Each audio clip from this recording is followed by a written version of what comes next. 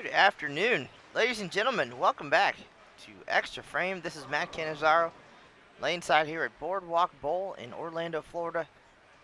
It's time for match play at the 2017 PWBA Orlando Open. We're excited to be back with our top 12 now, split up into two groups, Group A and Group B. We'll have all the details for you as we get situated here. Again, we'll have 6 games of round-robin match play. Conclude with a position round, and after match play will be our group stepladder finals. So after these 6 games, we'll know our top 2 seeds for the TV show, and then we will try to make out through the exciting group stepladders to find out who our final 2 finalists will be. So looking forward to all the action unfolding here on Extra Frame. Thanks for tuning in. If you have any questions, there's a Live Now link posted on the PWBA Facebook page. Feel free to drop your comments or questions in there. We'll be glad to answer as best we can. See if we can't find a special guest or two. Haven't had much luck so far this weekend, but now that we've got some finalists who did not make match play hanging out, maybe we get somebody to come in and tell us what they experienced out there on the lanes here at Boardwalk Bowl. But for now, get situated, settle in, and we look forward to having you with us for 6 games of match play. Our 2 featured matches this game is Tanya Rumenpur of Indonesia taking on Josie Ernest Barnes. Tanya 10th in the standings after 18 games. Josie 8th overall. If you want to see the groups here in our match play, visit pwba.com/live.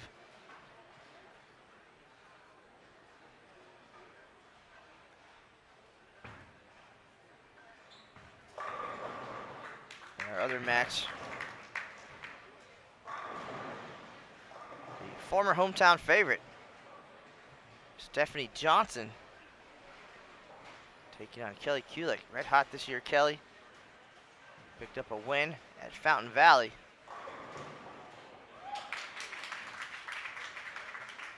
Runner-up last week at the Go Bowling PWBA Players Championship. Different story for Johnson, however. This is our first event of 2017 after a terrific year in 2015, Rookie of the Year. Bowled well again in 2016, but had a baby earlier this year. Kenzie, 3 months old now. So Stephanie was off handling family business there. Her and her husband, Chris Johnson, and their son, Levi, who's now 3. But Stephanie's been working very hard to make it back, and what a fun return here in the bowling center where she competed during college, worked here as well, so a homecoming of sorts there, and her first event back and a homecoming to the PWBA Tour.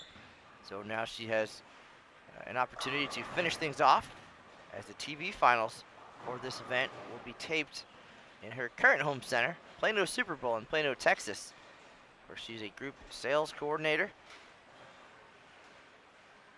Equally supportive staff there, as she experienced here at Boardwalk. But to see that come full circle, I'm sure that's in the back of her mind right now as she tries to make her way through match play and onto the TV show. We'll go check on a couple things here with our tournament office, but go ahead and enjoy this great match between 2 Team USA teammates, Kelly Kulik and Stephanie Johnson.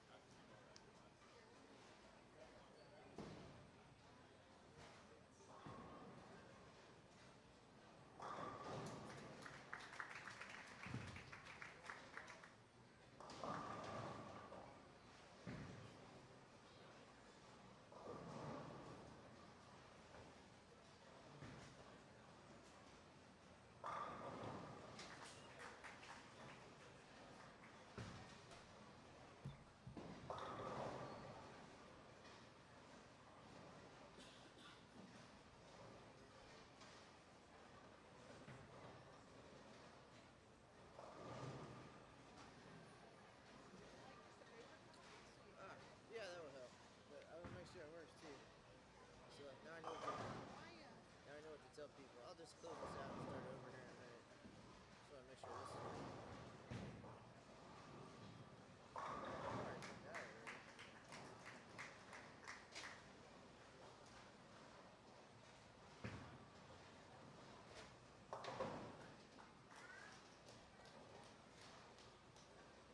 should be showing up. There we go.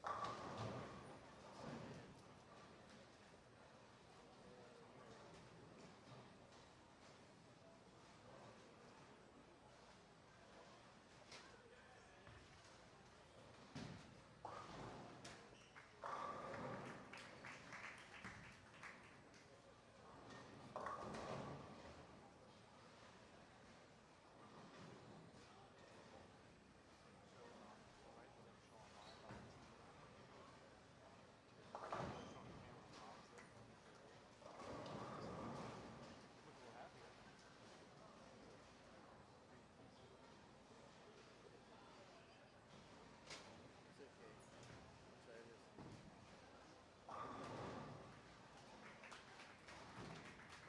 kind of wild.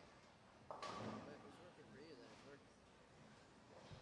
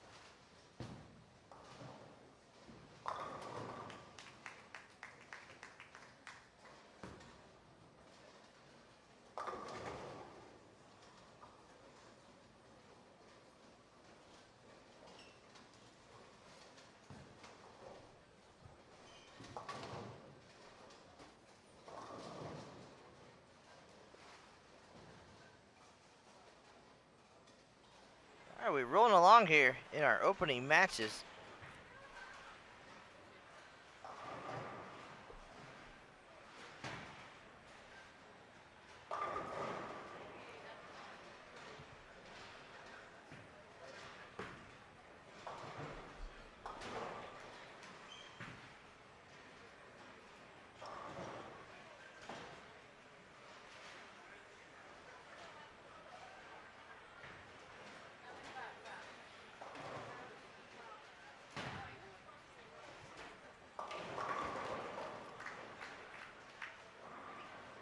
So Ernest and Rummenfer. So 1 pin difference here at the halfway point.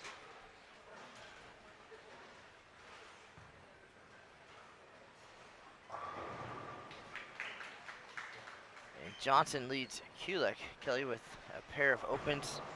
First half of the game here. Great shot there by Johnson. You guys can't see it, but I can. Here's Rummenfer with the spare in the 6th.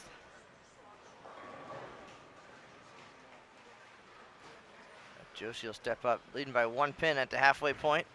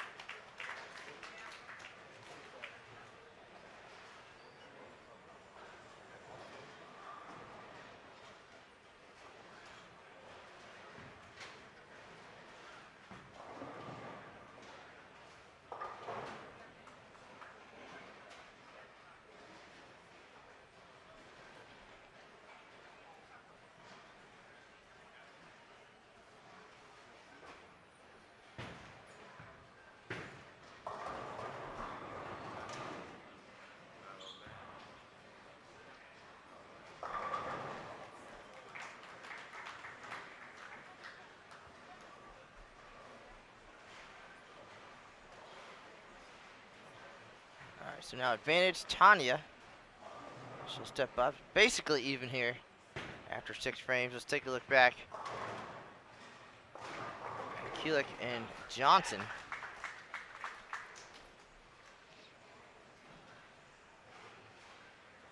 It's definitely with a 13-pin lead. But a chance to extend that here. Working on a strike in the 6th.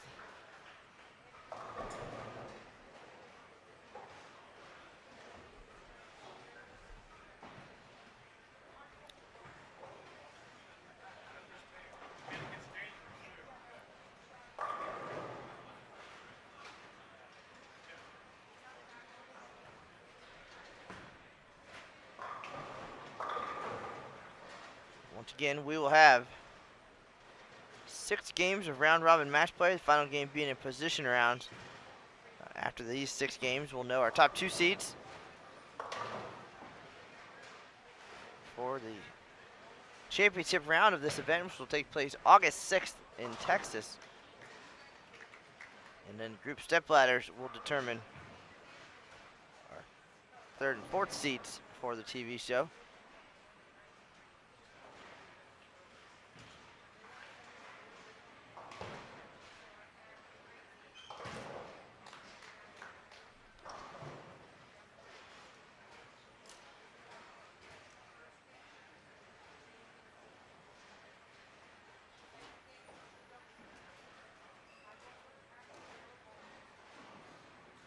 Johnson leads Kulik by 13 here. Now that we're in the back half of our opening game of match play.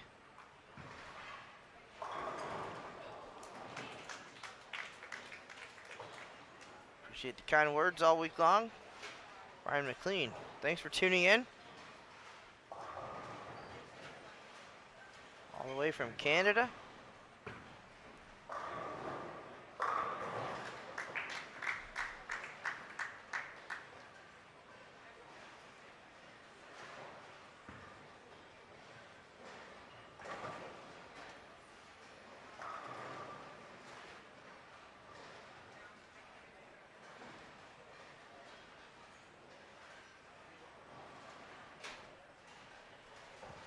Here's Kulik now with a chance to cut the lead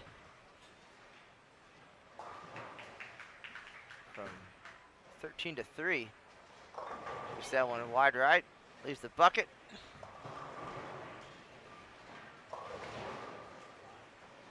To our other match, a little bit closer. It's a 2-pin swing. Tanya and Josie.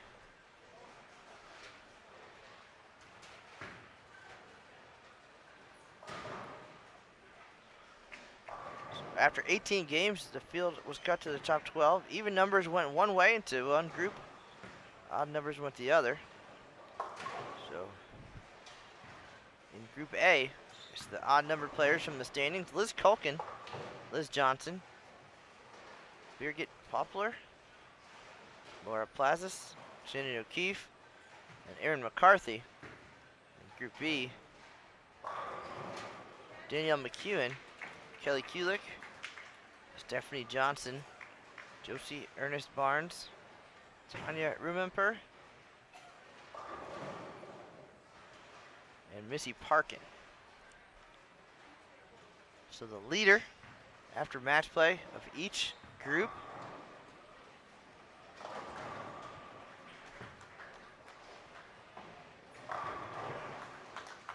will be automatically seeded onto TV. Total pinfall will determine the 1 seed versus the 2 seed.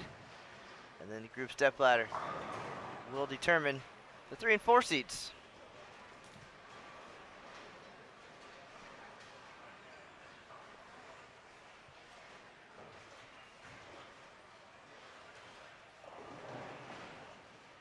There's Tanya now up in the 9th frame.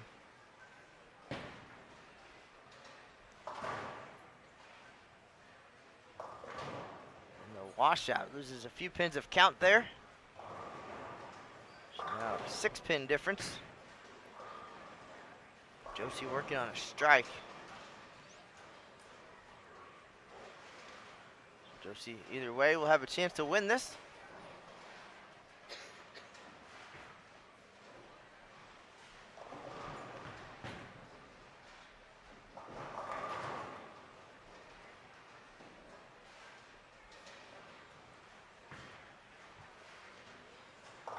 Great pickup there for Tanya to keep this one close. She'll come up in the 10th frame now with a chance to shoot 198. Josie can get to 214. There's now Johnson and Kulik. Johnson with the open frame. So this one, bit of a seesaw match. However, she can double in the 10th here and shut out Kelly. Stephanie can get to 185. Kelly, best she can do is 182. Then, of course, 30 bonus pins on the line. Very important here, as the standings relatively tight. So every little bit is going to help. Steph very motivated. First event back. She's got her college coach and mentor, Pat Costello here, the USBC Hall of Famer. Keeping a close eye, and got ourselves a bit of a match here. So Kelly's gonna have a chance to step up and win this one.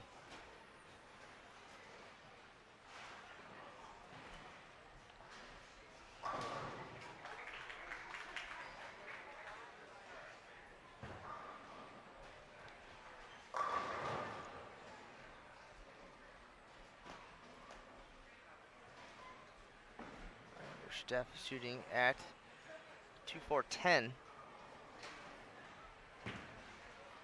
Big shot. She'll take two. Finishes with 164, so forces Kelly to strike here.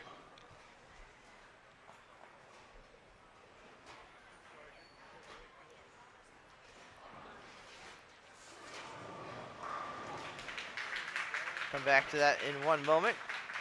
To our right. Tanya finishes with 188. So Josie just has to mark here in the 10th to lock this one up.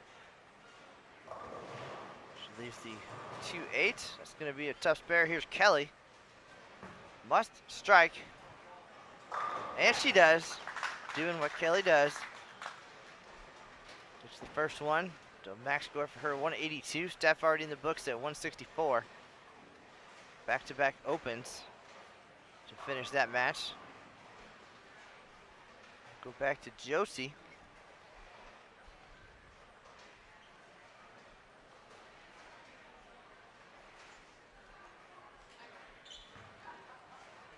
Two 8, tough spare, and she picks it up.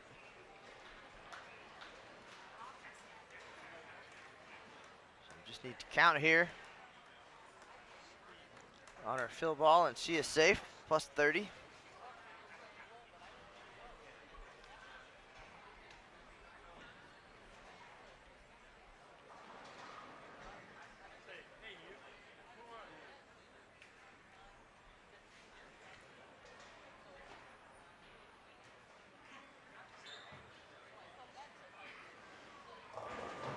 Josie gets 9, that's gonna be enough. 193. 188 winner. 30 bonus pins for Josie. There's Kelly now.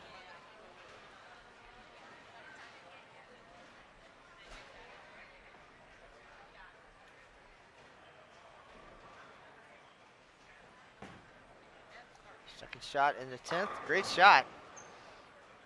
Leaves the 10 pin. But it's more than enough for the victory.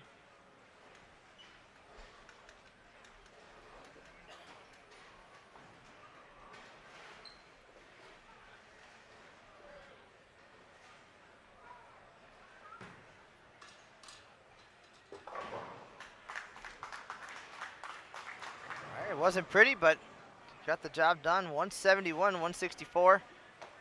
Kulik over Johnson.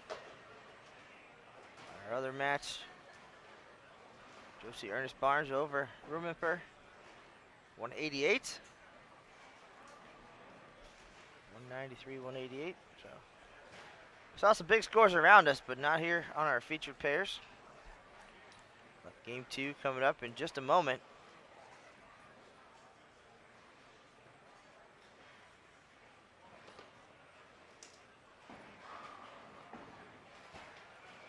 Should be 6 relatively quick games.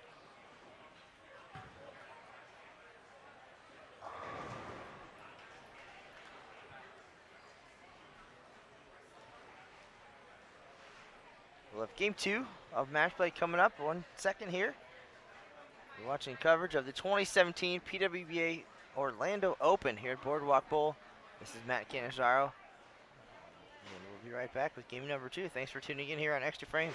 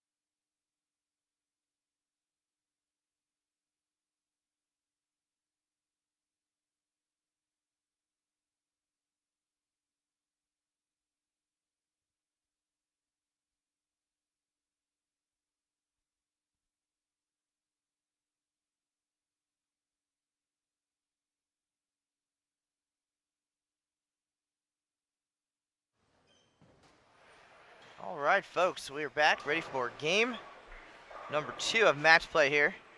We've got Stephanie Johnson once again on our featured pair, taking on Missy Parkin this time. We'll have updated standings for you in just a moment as well. They're typing in the scores as we speak.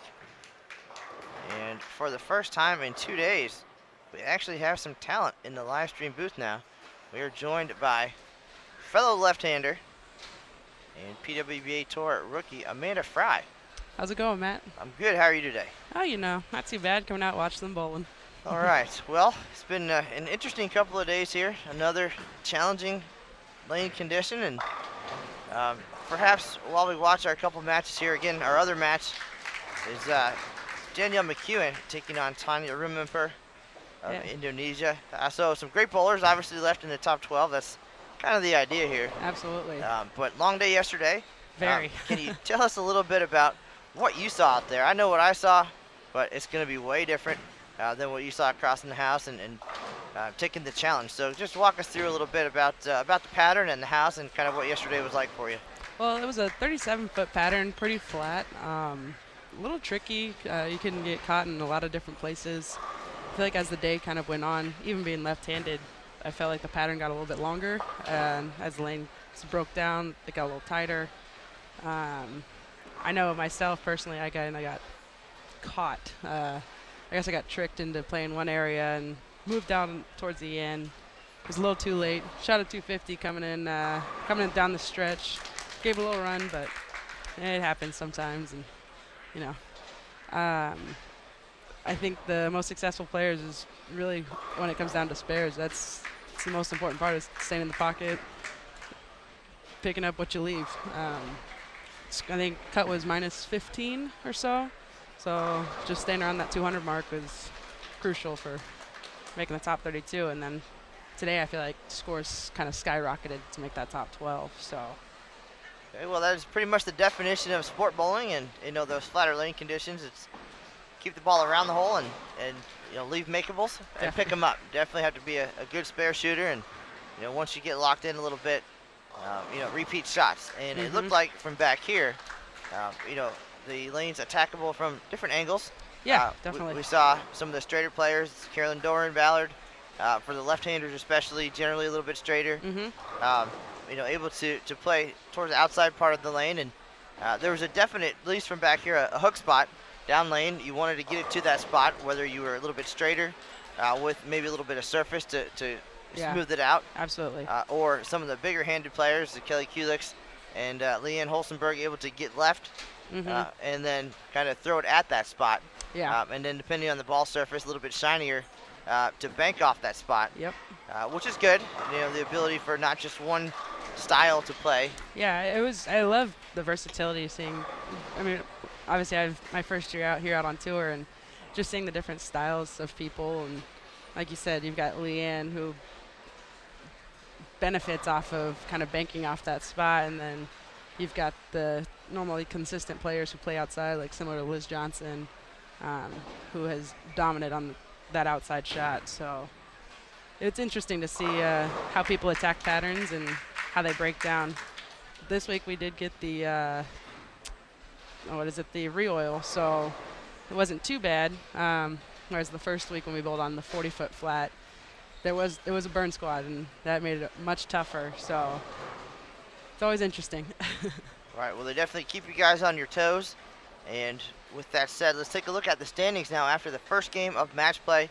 And it's going to be 6 games of round robin, and then we'll figure out who our top 2 seeds are going to be for the TV show. Right now, finding her way to the top of the Group A standings with a 248 game to start and a victory, Birgit Poplar of Germany. So she now is the front runner at plus 407 for Group A. She leads Liz Culkin, who's at plus 392, Liz Johnson at 365, Laura Plazas at 253, Shannon O'Keefe 218, and Erin McCarthy at 211. And now looking at the Group B standings, Danielle McEwen, who's here on one of our featured pairs. She's leading the way at plus 409 and opening up a lead here over Kelly Kulik at plus 345. Another 100 pins back, Josie Ernest Barnes at plus 231, Stephanie Johnson 208, Tanya's at 161, and Missy Parkin is at 130 over. So the interesting thing about this format, however, is that you're never really out of it once you get to this point. Never. The goal, of course, is to lead your group. That guarantees you a spot on the TV show, and then the 1 and 2 seed based on total pinfall. But at that point, then the 2, 3, and 4 players get to advance to the group stepladder and have another shot at getting one of those 4 spots on the TV show. So really, there's a really good chance here. You're not out of it. The crowd's not out of it. It's exciting. Even in 6th place with a couple games to go, a lot can happen. Yeah. Tell us about the format and kind of what you think of it now, being out here for a few weeks. They're long formats. I mean, you have practice on Thursday, Friday. You're bowling 6 games midday, take a little break, come back for 6 games that evening, come back the next day, bowl another 6, and then they make to this top 12 cut. And what I really like about making the top 12 when it's match play is, like you said, no one's ever out of it. You can be in 6th place, but you get a couple wins in there, 30 pins a game. There's a possible 180 extra pins out there. So no matter where you finish, you've got a shot. As long as you make that top 4 in your group, you can make the show. So no one's ever really out until the last ball is thrown. So I really like it. And then it's always really fun to watch the stepladder final, because that's when you really see some heavy hitters out there. And they are some phenomenal bowlers. All right, well, right now in our matches here on 13 and 14 here at Boardwalk Bowl, it is Rumemper and Danielle McEwen, and Tanya in 5th place in Group B, 47 pins out of the stepladder at this point. Danielle is the leader, and overall she would edge Poplar by 2 pins. Liz Culkin, if you heard that off in the distance, that ball went backwards in her approach.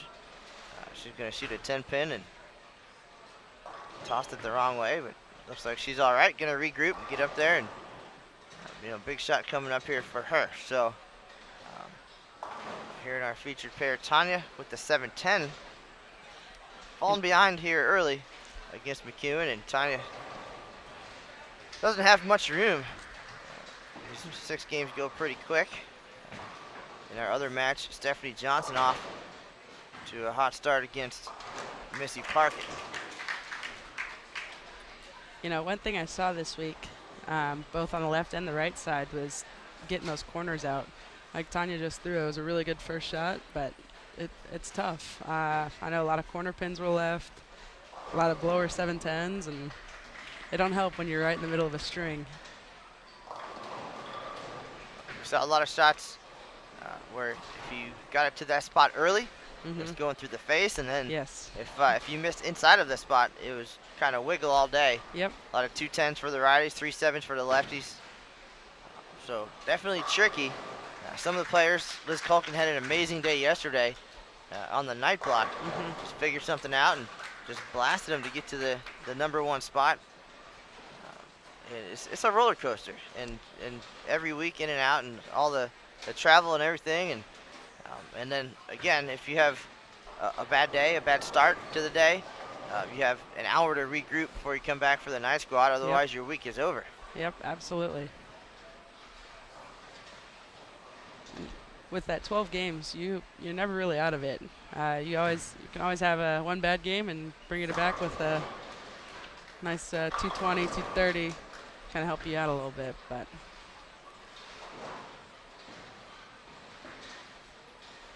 All right, so here we are, Parkin and Johnson, Team USA teammates, and Johnson leading by 19 after 6.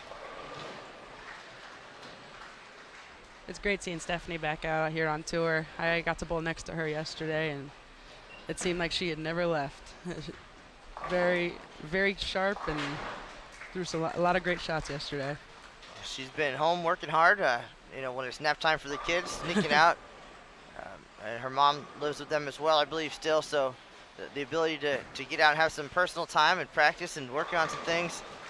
And for her, I don't know if you guys kind of heard the story, but kind of an emotional return for her, not only coming back for the first event of 2017 after a couple great years already. But this is the bowling center where she started her college career. Yep. She met Pat Costello and trained under her and really fell in love with the sport as she described it. So worked here later on during college, after college. So a big deal coming back to kind of the hometown fans. Wanted to have a good return both to the event, the tour, and here in Orlando. And then full circle, we mentioned it quite a few times this week, the TV finals will be in her new home center. Yep. At Plano Super Bowl.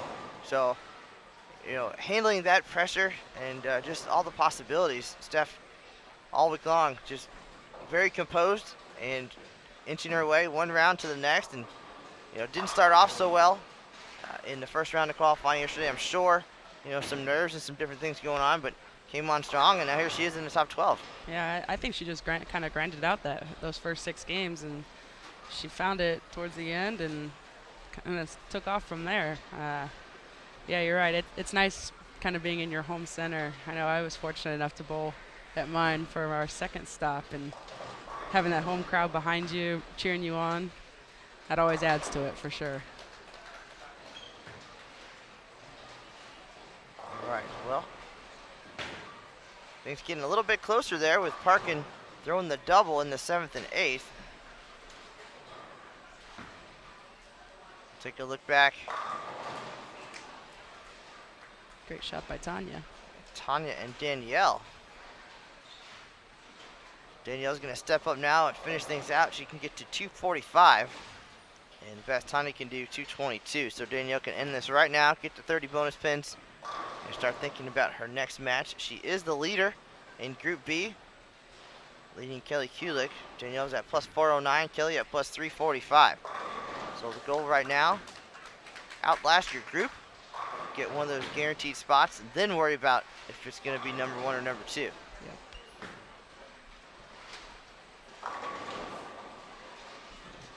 Saw a lot of those, as you mentioned, and good shots. A little frustration Definitely. out of the players, but a lot of games being bowled. 24-game pinfall total will determine everything when it's said and done.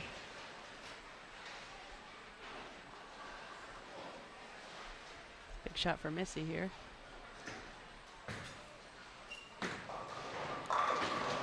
Terrific shot by Very Parkin. good.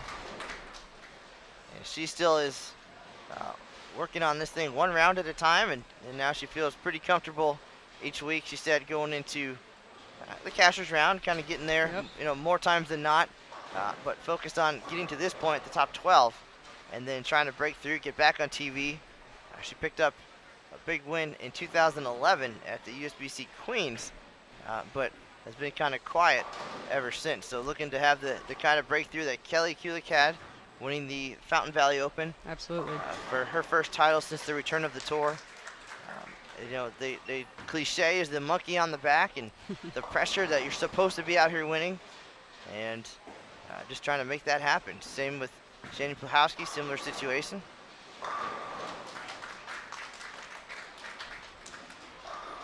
And we got 2 tight matches right here. Possible 240 for Missy, or 248 I should say, and 247 for Stephanie, so she can close it out. Missy got the first one in the 10th there. This one very important coming up. McEwen, take a look back at her. 210 that we talked about. She'll give it a run and give up the count there. So she is in at 201. So Tanya now with the chance to steal this win. Back to Missy now. 2 more in the 10th. Locks out Stephanie Johnson. This one. Good shot. All right, so all 10 here. Missy is a winner. Anything less, Steph could tie or even steal the win. Love those kinds of matches. Even better when you're the winning end of it, for sure. Absolutely. All right, so here we are with another interesting scenario. We'll let Missy step up and throw her shot, then we'll turn our attention back to Tanya So we could end up with 2 ties here. Yeah. And in that case, each would get 15 bonus pins rather than 30. Ooh. So Missy gets 5, so Steph will have a chance to step up and win this thing. Here's Tanya with the spare now. A strike for Tanya. We have a tie at 201.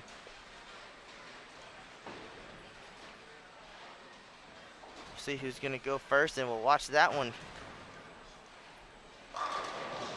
Both players taking their time. Tanya. All right, well, both of them stepping up at the same time. Let Tanya throw her shot here. Strike to tie, anything less. Danielle McEwen is the winner. Stephanie delivers her first strike. Tanya delivers. So we've got a 201 tie, 15 bonus pins apiece over here. And I know I'm going to get in trouble for this. Chris Johnson's actually driving right now. I guess from Las Vegas to Oklahoma. Oh, wow. For their next event. Watching Extra Frame in the car. Hi, guys. How are you? There's Steph. She's on the screen now. She got the first hit. Needs this one and count for the victory here. Yep. In match number 2. Shannon O'Keefe just had a really big game down on 9 and 10. Big 240 win, so it's going to give her an extra 70 pins. The standings during match play, it's like being on a trampoline. Everybody jumping over each other. Stephanie Oh, nice roller. gets the 2 and the 7 to go for the double. Doesn't matter how you do it. It all looks the same. Looks on the good on the scoreboard. screen. That's right. She needs 7 pins to win. All right, so deep breath. She doesn't waste any time putting herself back in these pressure situations, and that's where she likes it. Picked up a win back in 2015. Yep. Rookie of the year. And you're right, it's like she hasn't been gone for the first 8 events. When I grew up, I watched Stephanie on Junior Team USA, and that was always someone I looked up to, so it's really cool to be bowling alongside of her now. Well, she just delivered 9 on the fill Great match. and gets the win, 246-243. And the 30 bonus pins will have updated standings very quickly as the hard-working staff there in the office getting those put out as fast as they can.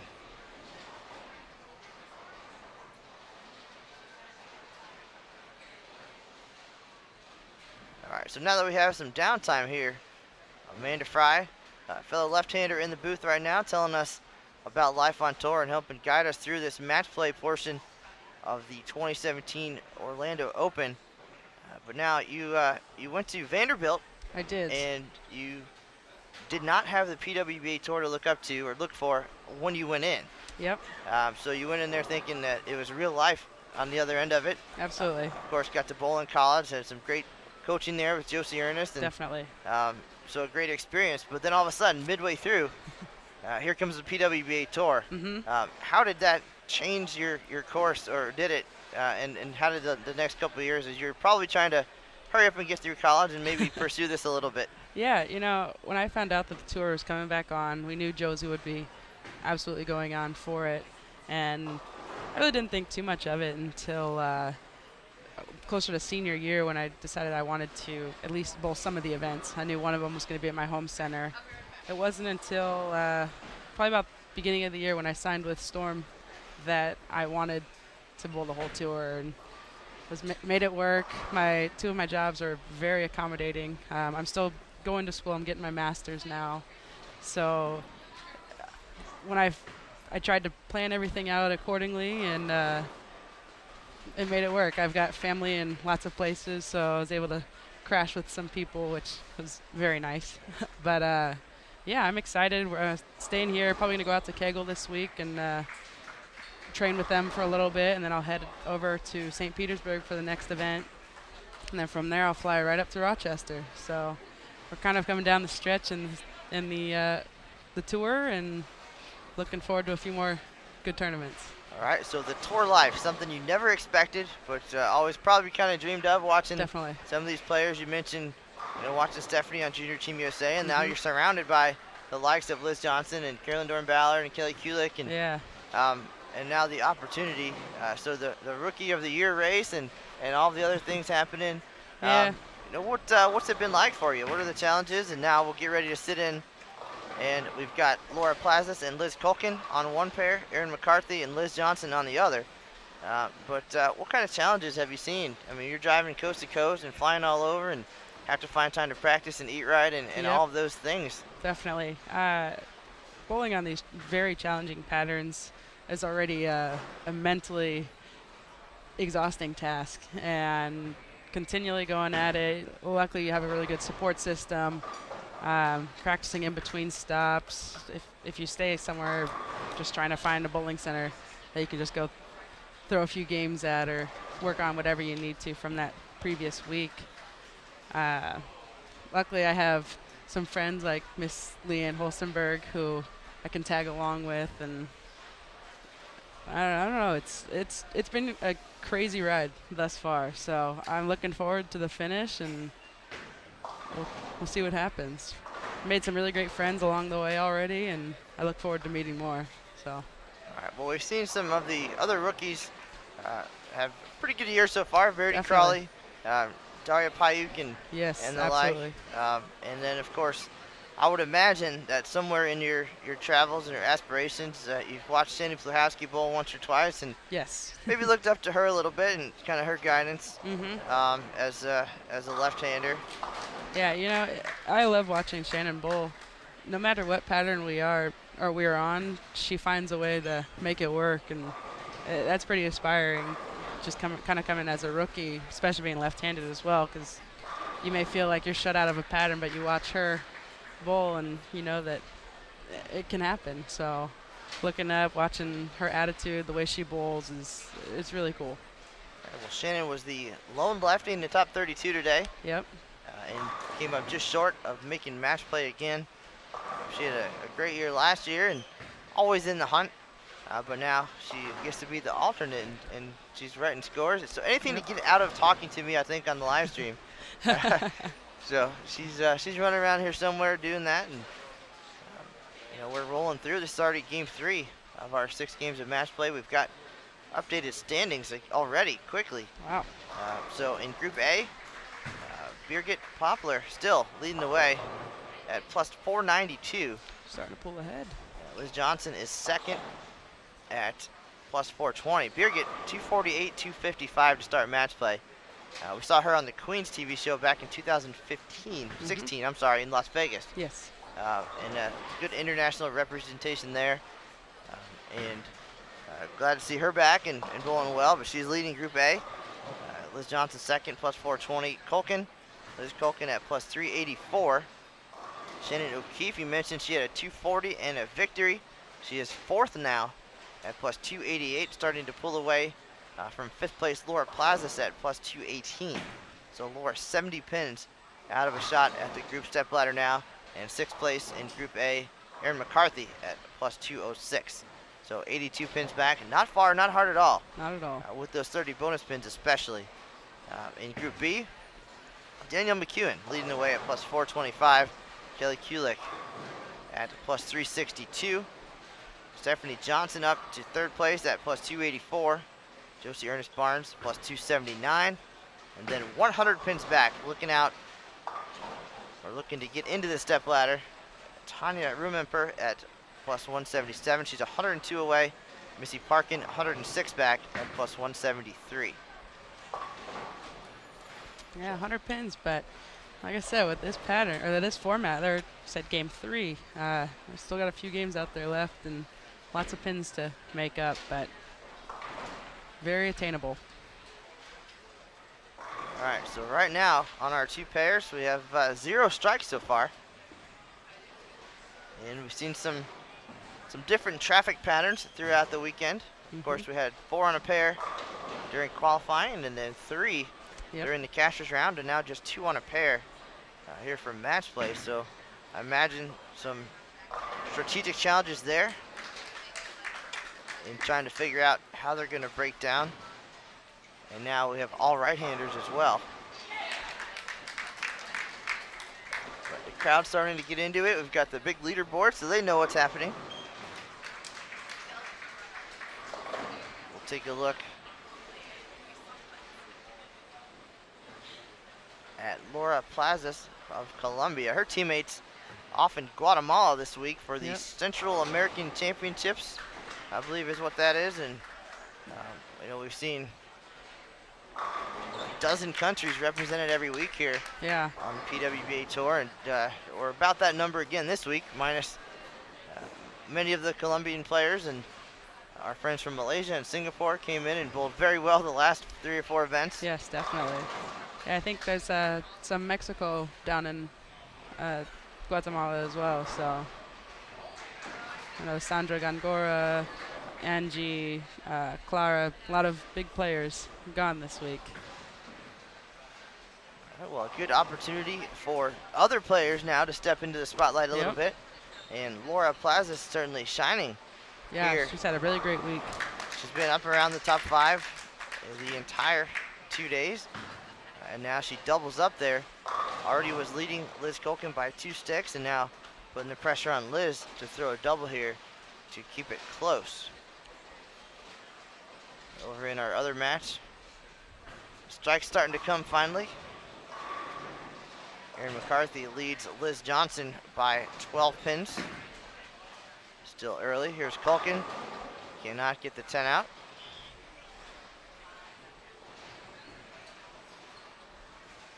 We saw Liz Colkin yesterday. Again, she was plus 70 first block. Not a bad score. That's pretty much that's a really good score actually this entire year for any block. And then she comes back in the evening and goes 272 over. That was crazy. But sometimes it's simple fixes. Yep. Sometimes it's nothing. Sometimes things just fall into place and everything goes your way. Absolutely. If you've got it, you do it.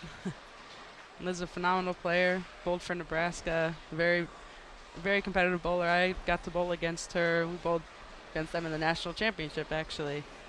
And still has never failed to shine, so it's fun watching her. All right, so it really has been the year of the Liz. Yep. There's Liz Johnson. We'll take a look at her now, stepping up over on lane 17. We've had 8 events so far this year. This is number 9.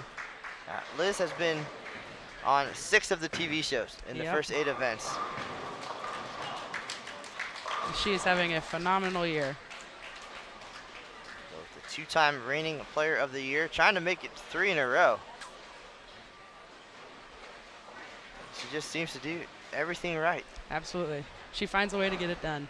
And that's what you do. I mean, people have said she's probably one of the greatest of all time, and I would absolutely agree. Just picked up her 9th major title. That is awesome. Already in the Hall of Fame, but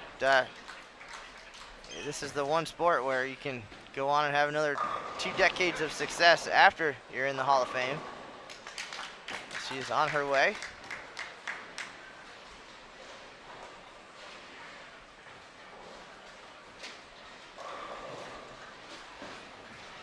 Laura Plazas, the opposite end. She's just getting started. So based on her home address currently of Bel Air, Kansas, one could guess that there might be some college bowling in the works for her. Yep. A little tiny school, probably called Wichita State, I would imagine. I would imagine as well. Has been a frequent stop for the Colombian contingent. Claire Guerrero, Rocio. Yep. A lot of great players have come out of Wichita.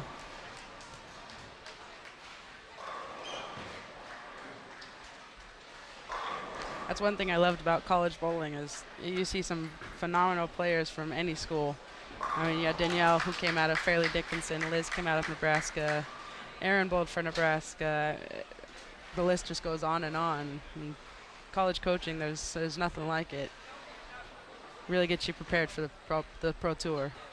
Well, now, with that said, you probably had a big decision when it was time to go to college. You had Yes. to choose.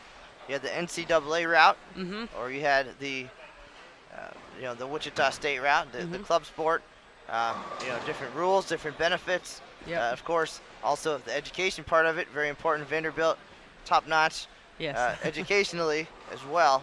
Um, so what were the factors like, and what was that decision process for you? It was tough. I had a few schools I was looking at, a lot of great bowling schools. I decided I wanted to do NCAA.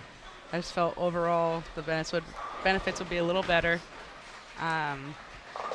When it came down to the time when I visited Vanderbilt, there was nothing like it. The school spirit. I've always kind of been a spirited person. And the education, that's what it really came down to, is my degree first. Obviously, bowling it's my life, but bowling can only go so far. So I wanted to go into healthcare, and I thought Vanderbilt was a really great program for that. So that's when I ended up making the decision, and I signed actually on 11/11/11. I thought it'd be a cool day to sign, so went there starting in was it the fall of 2012, and graduated just past year in the 2016. So great program, never change it. Love that school to death. All right, so a great experience, a lot of success there for you, and now the opportunity to have a kind of a dual career as a bowler, and you mentioned the healthcare field. And speaking of which, Erin McCarthy, in her real life, is a nurse, Nurse McCarthy. Yep. And a lot of the players will, go home and work for a few days in the week. They'll travel day for Sunday, work Monday, Tuesday, Wednesday, some even Thursday, and then go back out for the tour events. Very accommodating bosses and support staffs back home, and just very neat. And that's kind of the way this tour is set up, to have that opportunity to work and bowl.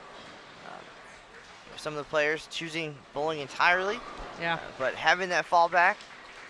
So that's probably a lot to think about too. Thinking that, are you going to hold down the full-time job and bowl, or are you going to focus on bowling for at least for a minute or two and being fresh out of college? Yeah. I think you have an opportunity. You said doing the master's thing, so focused on the education part of it, but that will be over soon. Yes. And then at that point, another big decision for you. Yep, definitely. What is that going to be like? I'm sure that's already in the works even. Yeah, I'm still kind of working on it. I know I want to continue bowling out here on tour. Once I get finish this Masters and get a real person job, I guess you could call it, then it might become a little more tough, but we'll see what happens. I'd love to stay out on tour full time. This has been an incredible experience so far, and I feel like there's going to be a big future ahead for the PWBA Tour. Well, 2018 schedule already out. Yep. So a lot of players looking forward to that, making plans already. Orlando back on the schedule. Terrific host here at Boardwalk Bowl. It's a great center. Right now you're watching the 2017 PWBA Orlando Open here on Extra Frame. Next year it's going to be a major here at Boardwalk, the Players Championship. Yeah. So different format, different mindset for that week, and same idea. And a great crowd here. We had 250 plus last night. And wow, that was awesome. as we get on closer to the group step ladder, I think the folks will start filing in, and it helps that the center is run by somebody who knows, a former tour player, Kendra Gaines. Yep. Tour champion. She knows what the players need. She knows what the fans want. She had a great week this week, too. She bowled well, made the cashers round. Can't be upset about that. And she decided she was going to have no charge at the door, so anybody could come in and great. Watch the best women in the world. And huge center here, 80 lanes. So some people here for open bowling and for the games and for the food. And I think all of them at some point wandering over to see what's going on over here and seeing the likes of Liz Johnson, who more than likely, if you turn on your TV on Tuesday night, you're going to see her on CBS Sports Network. But right now, she's trying to get back there, trying to make her 7th telecast in 9 events here on the 2017 PWBA Tour. And in this match against Erin McCarthy, Liz finds herself down. Right now, Liz second in the Group A standings, behind Poplar of Germany. So I think anybody would rather just lead the group and not have to worry about the group stepladder where anything can happen. Absolutely. But you have to give yourself a chance. We had another close match down on 9 and 10. 228 to 225. Josie coming out with the win against Danielle.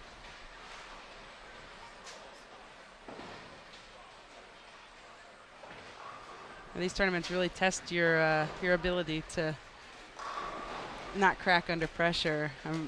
Most of these games are going to come down to the 10th frame and maybe sometimes even that very last shot. So it's fun to watch. All right, well, final frames coming up here on 13 and 14. Plazas and Culkin.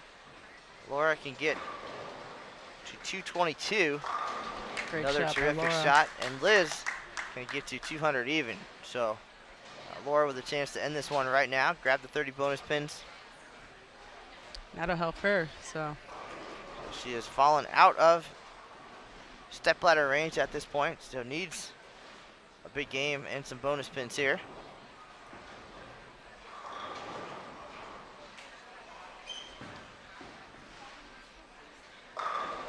great shot by Aaron.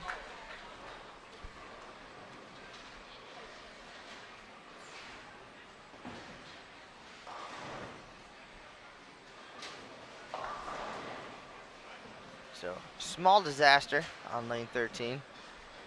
And again, we've got ourselves a match. Yep. We saw a tie on this pair last game. Potential for another one. Tough spare, but yes, absolutely. They'll put Liz in a situation we've seen her in more times than I can count, in multiple continents even. And we've seen her stand up and deliver.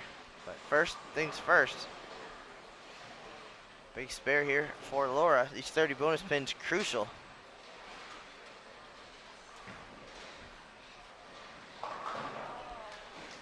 She'll take one, open the door for Culkin. Liz is gonna have to strike here.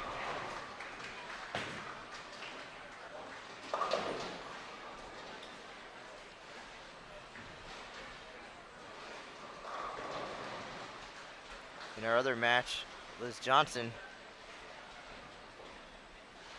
on her way to a defeat here against Erin McCarthy. Here's Culkin, must strike situation on lane 14. That one never made it back. The best she can do now is 180. Laura's gonna win, take home the bonus pins. Turn our attention back to the other Liz. She can get to 190. Great shot. We saw her have a pretty wild day on Sunday Yeah. at the Go Bowling PWBA Players Championship. 4 TV shows that day, and she was on 3 of them. Yep. So the first one was live, and she had to do the trophy thing, and I'm sure not upset about that. 20 grand in her pocket. Not at all. Made the rest of the day probably a little bit easier, and then the media circus that we had, it was awesome. Yep. Great coverage in Green Bay. Yeah, Schwabenheim Bowling Alley, terrific host. But the media there really enjoyed having the event and coming out and talking to Liz, and and then she turned around and had 2 more shows coming up. So definitely got the most out of that plane ticket. Yep, to definitely. Green Bay.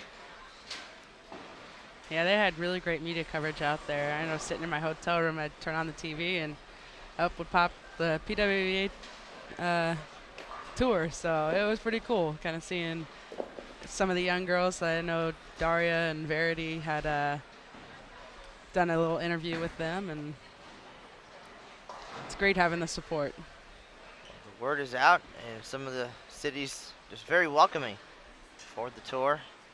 And doesn't hurt having their faces on CBS Sports Network every week. Yep. Somebody was telling me earlier that there was one day recently where it seemed to be all bowling all the time, starting at 5 p.m. I think until 7 a.m. That's Just awesome. one show after the other. Yeah. Between the collegiate bowlers and the PWBA, and pretty awesome. I love watching the different sports between college and professional, men, women.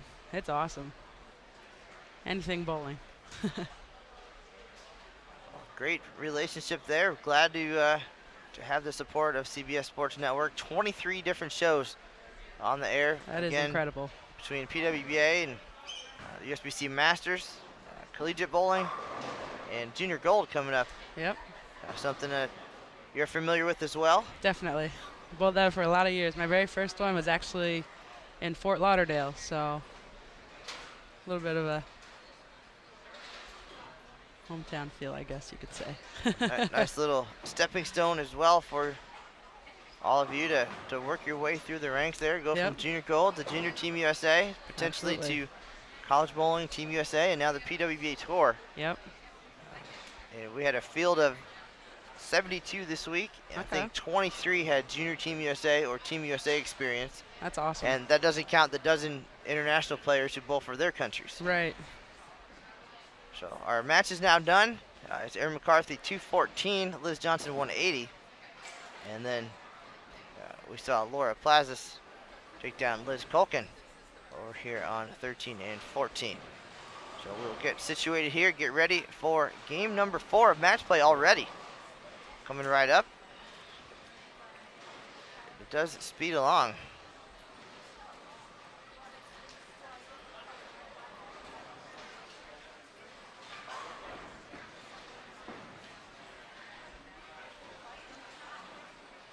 All right, if you are just tuning in, folks, thank you. We're live here at Boardwalk Bowl in Orlando, Florida, 2017 PWBA Orlando Open. We've got 12 players left, getting ready to see in just a few minutes who our top 2 seeds are going to be for the TV show. That will be taped for delayed broadcast on August 6th as part of the U.S. Women's Open down in Plano, Texas. And we are sitting in with Amanda Fry, left-handed tour rookie from the West Coast. Couldn't possibly be farther from home right now. Not at all. But all part of the tour experience. And we appreciate your insight as a player this week. Now that you're sitting back and watching a little bit, you've had today to kind of decompress. Yep. And see what do you think you could have done or would have done different, or what are you going to do next time you get in a similar situation? You know, like I said earlier, it really just came down to spares for me. I never really felt super comfortable with the spare ball I had. Should have made a change earlier. And the other thing was I got tricked early on, and I made the jump outside. I think it was game 7, game 8. And that's when I really found the pocket. I was in my comfort zone. It comes down to spares. For the Junior Gold kids, if I can give them any word of advice, is pick up your spares. You know, that's a long tournament. It's kind of similar to these. You've got a lot of games ahead of you, and strikes are nice, but spares are talent. So, you know, it's always a learning experience. If you're not learning, then it was kind of a waste. But I definitely learned this week, and I'm gonna go work on some things before the next stop, and I'll come out strong for that. All right, and for those of you curious, the next stop is in St. Petersburg, Seminole Lanes, St. Pete Clearwater Open. Yep, a couple hours from here. Defending champ there, Rocio Restrepo. Had an interesting title match last year against Lindsay Boomershine. We just saw Lindsay on the TV show at the Players' Championship last week. Nice break there for Missy Parkin, rolling the 2. She is not impressed with that shot, but the result, all good up on the scoreboard as we're even through 1 here. Missy taking on Josie Ernest Barnes, somebody you have probably traveled many miles with. Definitely. Over the last 4 or 5 years. Gone all the way to Australia with her. And our other match is Birgit Poplar and Liz Culkin. And Birgit was leading the Group A standings. We'll have an update for you momentarily. Actually, we have that already. Yep. 21 games down. We've got 3 games to go. But Birgit pulling away. Plus 558. Wow. Liz Johnson second at plus 400. Liz Culkin is third at plus 364. Shannon O'Keefe plus 300. Erin McCarthy plus 250. And Laura Plazas, despite the victory, at plus 236, but only 64 out of the group stepladder. Again, 6 players in each group, and 4 at least are going to have a chance at something after match play is over. And in Group B is Danielle McEwen on top of the standings at plus 450. Kelly Kulik plus 396, so pretty close there. Stephanie Johnson plus 345. She has won her last 2 matches. Josie Ernest Barnes plus 337. And then a huge drop off. So Missy Parkin is 5th at plus 174, 163 back. Yeah. So starting to run out of room, I think, there for Missy. Bit. And Tanya is 6th at plus 172. But you never want to get comfortable. Never. Until the lights go out and it's over. But looking like some separation for our top 4 in Group B. Just a matter of who's going to be the leader. And will that person even come close to catching Birgit, who is running away with Group A. So yeah, she's got a 150 pin lead over second, so. The 2 leaders automatically will advance to TV. Higher pinfall will be the number 1 seed. Obviously have to bowl just 1 game for the title.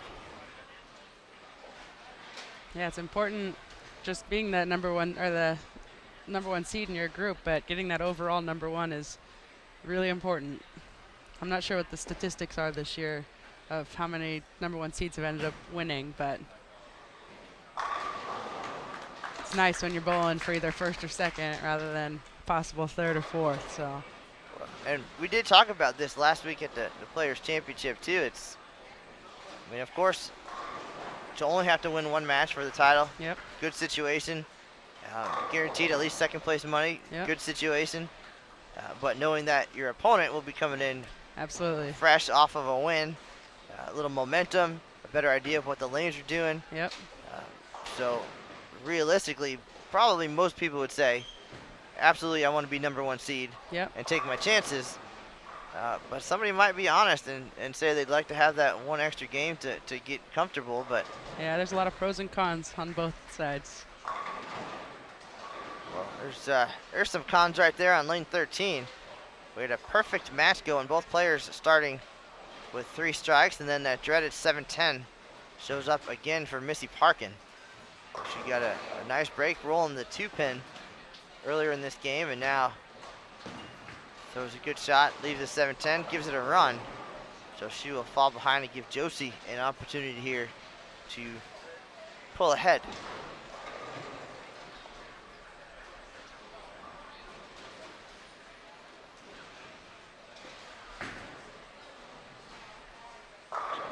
Watch this shot from Josie, and then take a look at Birgit and Liz. Poplar not giving anything away. Yeah, she's got a great look right now. And Josie, unable to capitalize, actually falls behind in the match now. She leaves the big 4. Same frame Missy had the 7-10.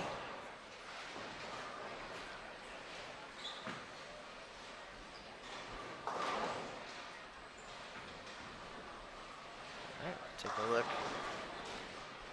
at Birgit and Kulkin.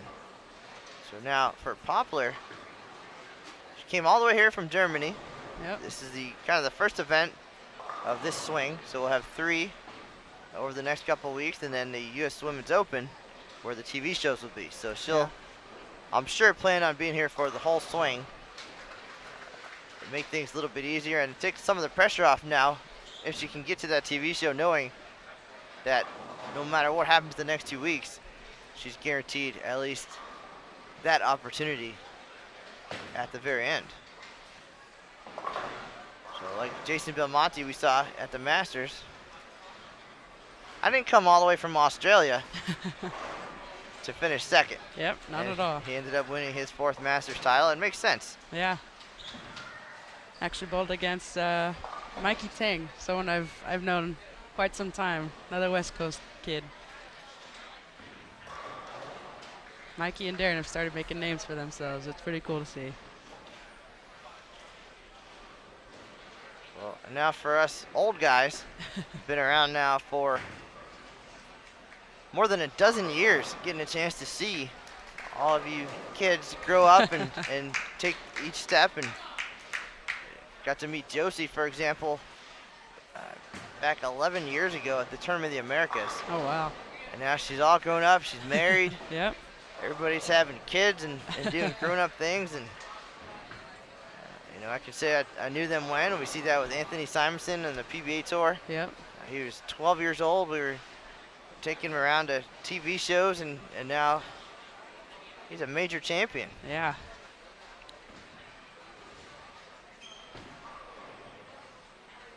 All right, here's Veer getting out, looking for 3 in a row. She is locked in, Great leading look. Group A by 158 pins, 3-0. Her low game in match play so far, 236, and she's on pace to get there again. That's how you do it. You get locked in. That's exactly what Liz Colkin did yesterday to take that #1 spot after qualifying. I mean, we said Beer gets named quite a bit. She's been around, but she's kind of quietly getting it done, and now she's stepping up here in match play, trying to put it out of reach. Here she is, looking for 4 in a row. Can't get the scout to take out the 10. She leads Colkin by 20 pins here.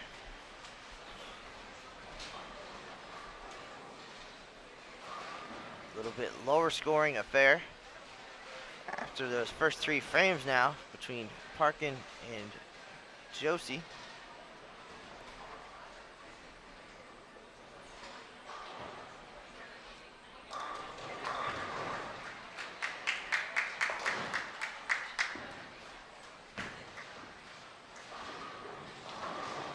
And a miscue there by Parkin. You mentioned spares being crucial at this level. Especially down the stretch here. That can be the difference between a win and a loss, or making the top 4 or not, unfortunately.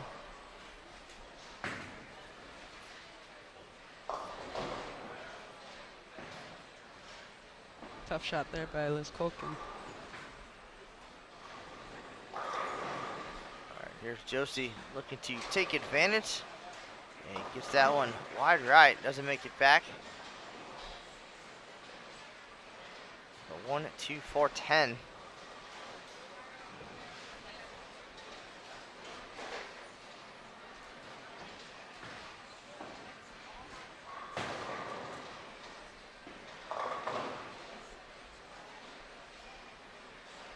So both times Parkin opened the door. Yep. And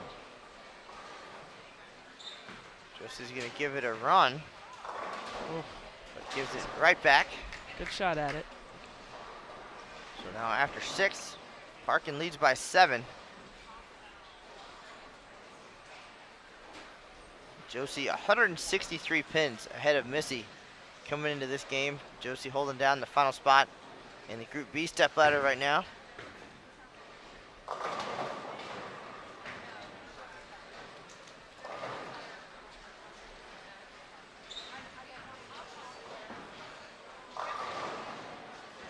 Good break there. Almost leaves her own 7-10, gives the 7 to go late.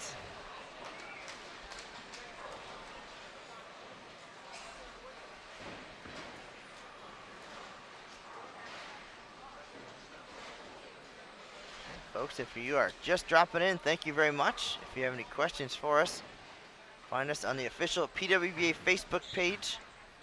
We've got the Live Now thread going. If you have any questions or comments, we're glad to hear those. This is Matt Canizaro alongside PWBA Tour rookie Amanda Fry. 2 left-handers. Don't know how much insight we can offer here in a field of 12 right-handers, but we'll certainly do our best.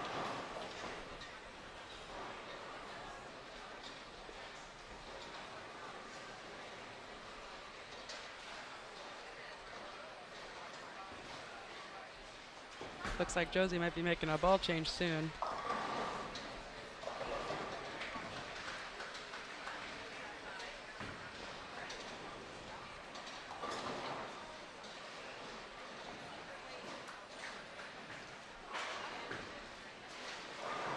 Missy Parkin still leading by 7.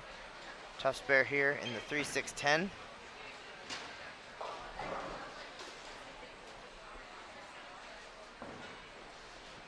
So Amanda, you've had now 9 events Yep.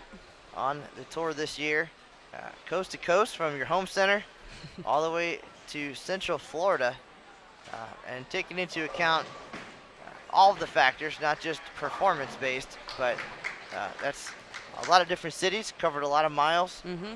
a lot of experiences.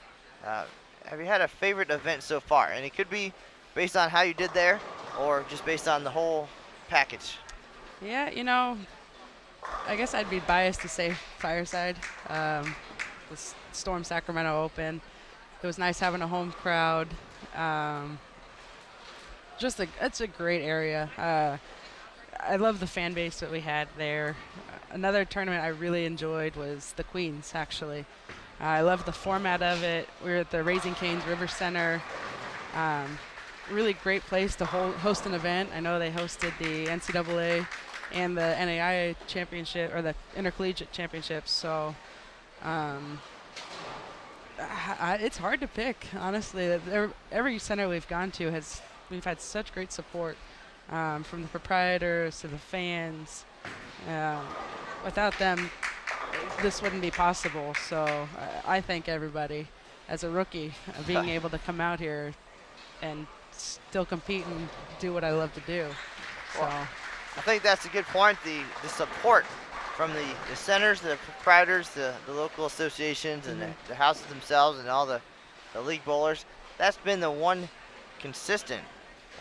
Feeling the red carpet, feeling welcome everywhere you go. But you just mentioned a couple of different venues. Of course, we had the installation, the home of the USBC Women's Championships there for the USBC Queens. 44 lanes built inside the River Center, specifically for those events.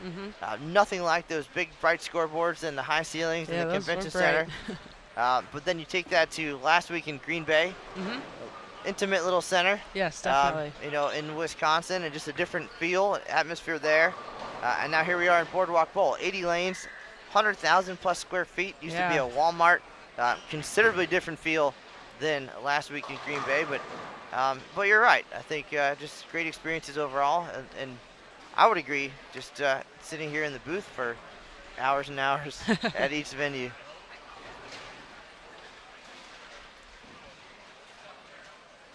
All right, well, here we are now in our final frames in our Ernest Parkin match.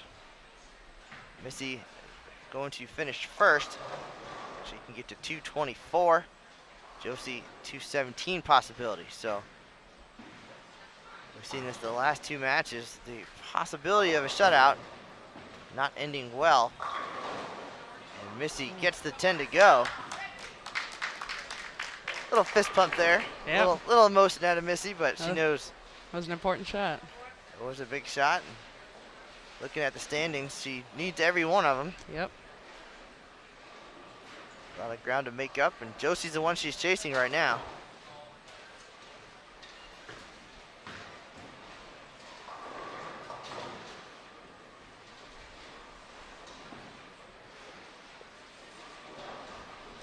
Looks like on the other match, Beer gets staying clean. That's what's important right now, with her having that massive lead. Big shot for Missy.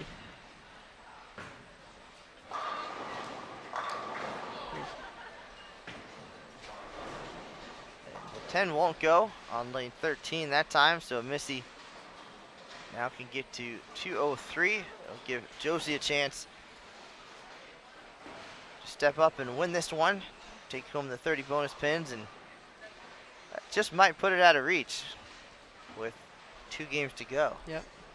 Not impossible, but getting less likely.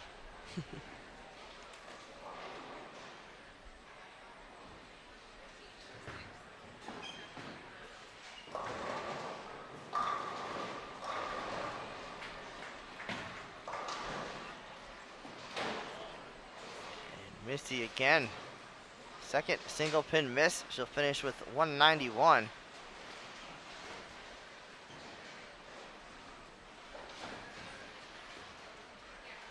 gotta be frustrating, and I know for me, get up there a little nervous on the first one or two of the week, and then if you happen to miss one of those, it's Yeah. in my head the rest of the way for sure. Absolutely. Yeah, it's hard. You gotta let that go, but it's always in the back of your mind a little bit.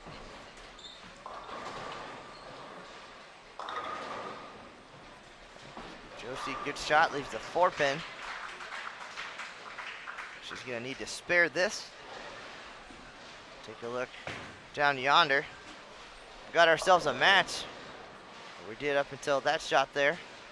Beer get open in the 9th. Best she can do is 209. And Liz could have gotten to 203, but leaves the 2-pin on her first offering there.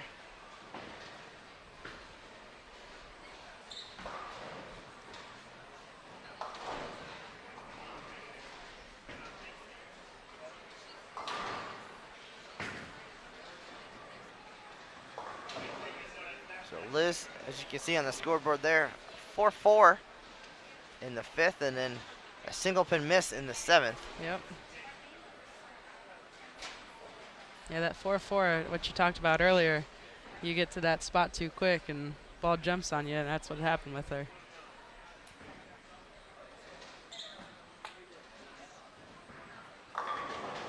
Josie gets enough. She will win 195, 191. Take home the 30 bonus pins. Pull farther ahead of Missy. Back to our other match. And Amanda, 4-4. Absolutely. You missed a little bit, a little slow, a little fast, whatever the difference. But a single pin miss. You're throwing a plastic ball or whatever you're doing, taking the lane out of play at this level. It's not necessarily a mistake. That's a mental mistake on those. Yeah, unfortunately, and it comes back to get you. Birgit, I don't know that anybody's catching her anyway. Yeah. But it certainly would be nice to be able to get those 30 bonus pins. And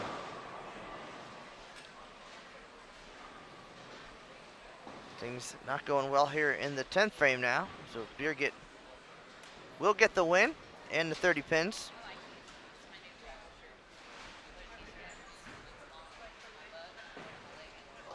Starting to come down the stretch, so now you're going to see a little more, I guess I wouldn't call it pressing, but the squeeze factor. That fight to make that top 4. So we'll see what ends up happening these next 2. Well, there's 2 ways you can go at that point. You can step up and throw the big game under pressure, or you can squeeze it and go the other way. Yeah, absolutely.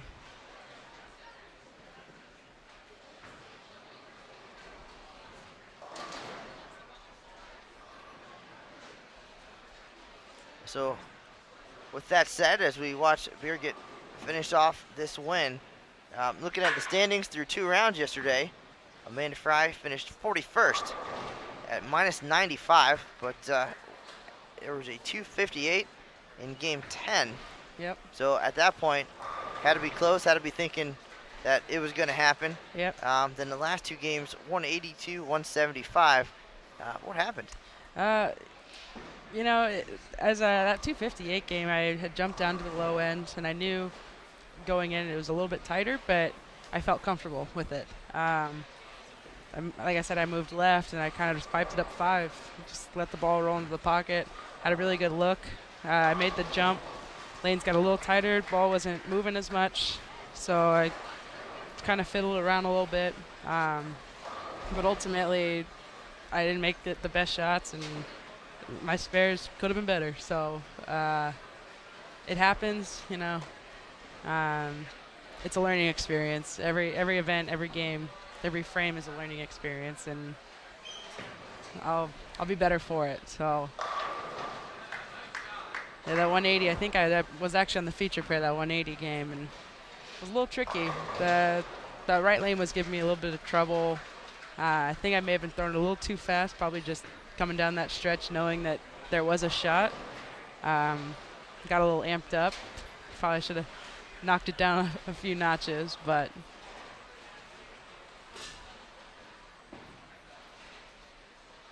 everything comes down to the experience and just making quality shots.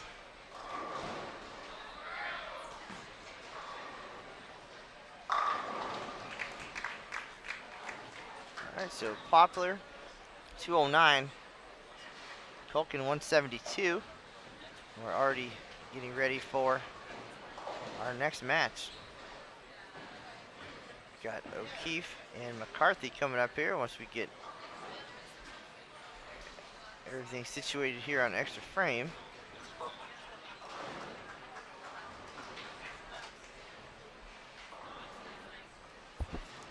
There we are, game 5 of 6.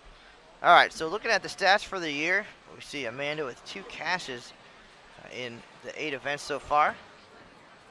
And the goal, of course, is to consistently be in the top 32. It's guaranteed money. So whether there's 40 entries or 90 entries, Yep. 32 places guaranteed. Pretty good money. Absolutely. So you grabbed a couple there. And I don't know, does it weigh on you a little bit knowing that there's, based on this 6 that got away, is it the learning curves? Is it? Yeah, I definitely think it's the learning curves. Just coming out, it's exhausting being out here. Bowling on these very challenging patterns that are just mentally draining on you. I mean, throwing us out the first week at a 40-foot flat pattern, what tournament does that? But, you know, I feel like I was better for it. That was a very tough tournament for me to start. I think I was 150 under after 3 games, and I haven't done that in forever. I ended up coming, I think, 9 pins short of that first cut.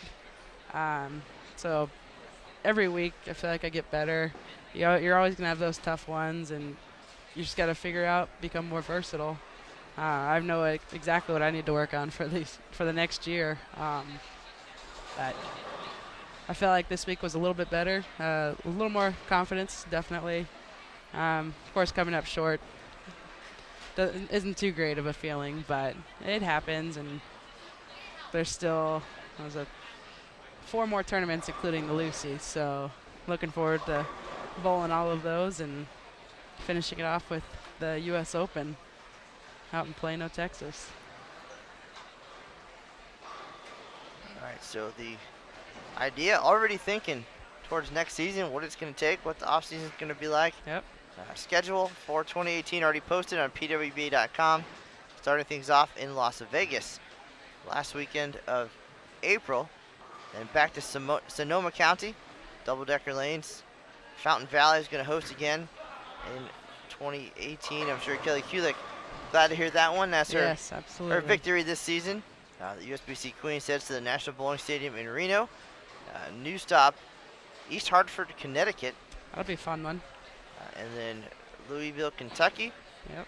Back to St. Petersburg for the St. Pete Clearwater Open next June, followed by the PWBA Players Championship right here at Boardwalk Bowl in Orlando. So the major coming this way.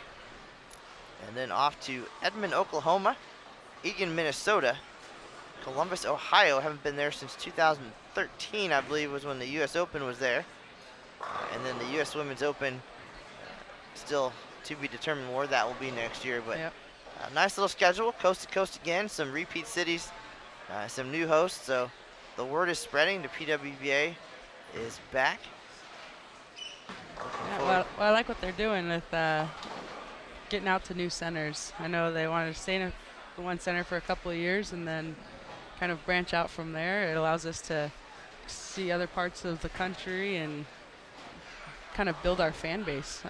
If you're going to the same stops, you're going to have the same fan base, but going out to other places like Connecticut and Oklahoma, I know there have been tournaments there, but I'm excited to see some places I've never been before. Traveled a lot with college, but never been to Connecticut, so that'll be interesting. All right, the tour life, more than just bowling. Yep. It's about relationships and building that fan base. You're right, a lot of autographs to be signed. The Pro-Ams have been great this year. Yeah, we had a great Pro-Am this weekend. It was a big turnout, I believe. 200 plus for that, so great support. And all of those folks now in the building as we get closer to that 5 p.m. start time for the group stepladder. We're in game 5 of 6 of match play right now. Our 2 matches are pretty good ones. Erin McCarthy taking on Shannon O'Keefe, and Kelly Kulik and Danielle McEwen. As we look at the standings, it is the Birgit Poplar show. She's at plus 597 with 2 games to go. And second place is Liz Johnson at plus 425. Third place, Shannon O'Keefe working her way up to plus 420. Liz Culkin at plus 336. Erin McCarthy still close, 48 pins out at plus 288. And Laura Plazis, 95 back at plus 241. So really, outside of Birgit, anybody has a chance in Group A. Absolutely. To advance to the step ladder. It has to be a big game for Erin. Group B, it's Danielle McEwen leading the way. She's got almost a 100-pin lead over Kelly Kulik. Plus 504. Kelly's at plus 406. And Josie Ernest Barnes, plus 362. Stephanie Johnson, 339. And now Missy Parkin, 174 back, so it loses a little more ground. And Tanya Rumenper is at plus 124, 215 back. So not quite set in Group B, but it's looking like we know at least who our 4 players are going to be. It's how they shake up at that point. Yep. And in the race for the number 1 seed, Birgit with a 93-pin advantage over Danielle McEwen at this point with 2 games to go.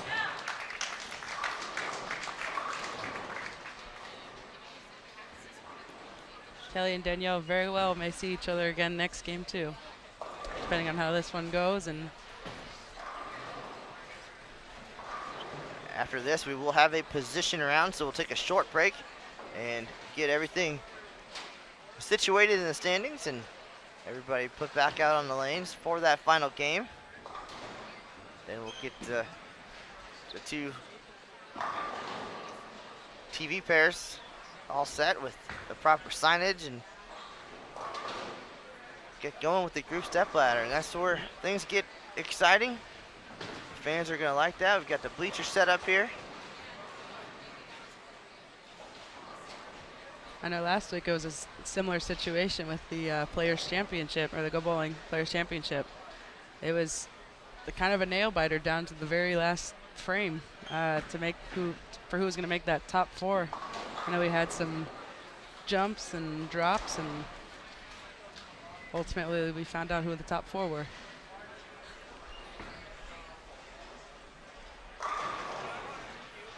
Great shot by Danielle there.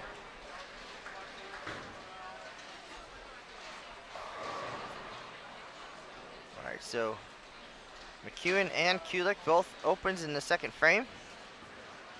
4-pin advantage for Danielle. We'll see if Kelly can answer here. Again, both in good position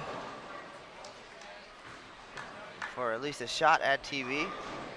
Danielle can hold off Kulik here.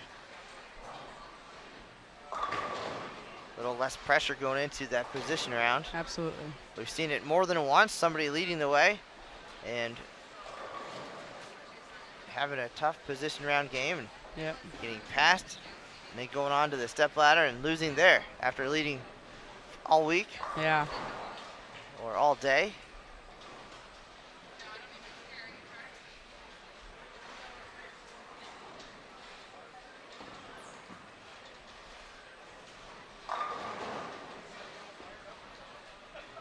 So we'll watch Kulik here with the spare attempt. Down 4 to McEwen, and now it's O'Keefe and McCarthy. Pretty close match so far. Both leaving a few corners that I've seen. Erin 48 pins out of 4th place right now. O'Keefe is 3rd at plus 420.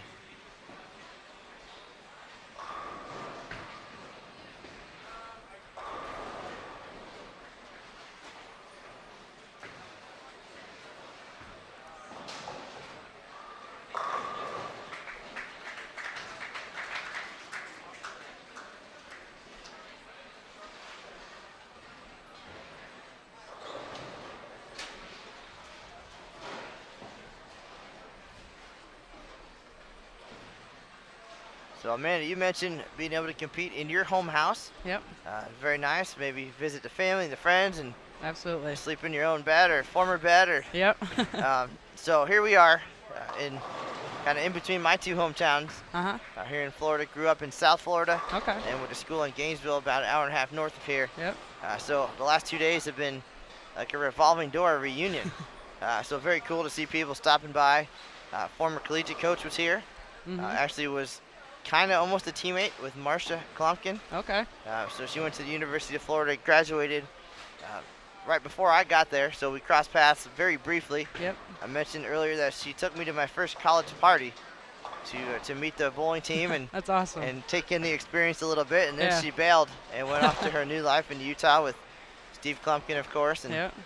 she now is a successful teacher out that way, doing some snowboarding. Very different Yeah, definitely. for a young lady and growing up in Florida, but just nice to be able to have that hometown feel. And I mean, I'm not saying it helps me feel any more comfortable doing what I do, but I can imagine, being a bowler, feeling the comfort of being at home, and maybe that outweighing the pressure of wanting to perform in front of your hometown crowd. Yep, makes it a little more relaxing. There's always a little bit of pressure to perform, but the benefits outweigh the cons. Just relax, knowing you have that great support system behind you. It's pretty cool. I know I got to bowl my very first Pro-Am at my home center, and I thought I was going to bowl with a lot of people I knew, and I actually met a lot of other great people from as much as an hour and a half away down in the Bay Area, so it's pretty cool to meet all the people. I love bowling the Pro-Ams. They're great. Definitely a big part of the PWBA experience, and players do seem to enjoy it very much, even after a long couple days of competition. It's a fun environment, knowing that at one point you were Yep. on the other end of the Pro-Am. So it's nice to be able to pay that back a little bit and kind of be on the other side of it now. Yes, definitely. I know last week when I got to bowl, I had a bowling ball that was starting to crack out, so instead of keeping it, I had a few of the Storm and Roto players sign it off, and we ended up giving it to one of the great kids out there. Seeing his face light up, that was probably the highlight of my week. So, and now next time we go back, that youngster's going to remember that experience, and Yep. if that's what gets him to go on and want to bowl in college or bowl on tour, then you had an impact on that little guy. And now Shannon O'Keefe trying to have an impact here on lane 13. That one not making it back for the 2-pin. McCarthy well out in front here. But Aaron's the one trying to play catch up right now. Yep. Just about 48 pins back. So 48 pins behind Liz Culkin. And another 80 or so behind O'Keefe. So things going to get a little bit interesting here, but Aaron needs to keep striking. In the meantime, we'll switch back over, take a look at McEwen and Kulik. And Kelly now heating up with the 3-bagger. Danielle working on a couple of spares. Great shot there. So in those standings is Danielle, 98 pins ahead of Kelly. And a win here and some bonus pins, I'm sure will make Danielle feel much more comfortable heading into that position round. Yep. Whether or not either one of them is going to catch Birgit, hard to say. She's way down Opposite end of the center. too far for us to see. This place is ginormous. Yes. It's nice having all this space, though. Lots of space for the bowling balls and walking around. Hopefully the roof is nice and durable as we're getting another Florida afternoon storm. It must be sometime between 2:30 and 4:30. And it must be. it absolutely is. Summertime in the Sunshine State. Yep. We're about to get a downpour, which will last anywhere from 4 to 6 minutes, and then you won't even know that it happened. Yep. Yesterday, I think we got a pretty big sell yesterday. On our break, went out to go grab some food, and it was one of those tropical storms, so couldn't even see 2 feet out in front of your windshield. But you're right, it's right on key, right on cue every single day. You want to stay inside, because if not, you will get drenched. Luckily, I had an extra pair of socks in my car.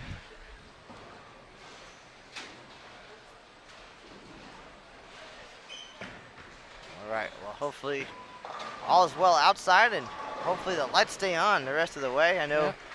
actually at the Senior Queens, the double elimination championship match had to go a second match. Oh no. There actually was a power outage, so who knows when that would have taken place, but Yeah. that definitely makes the story better, and just the things that we encounter. Yep.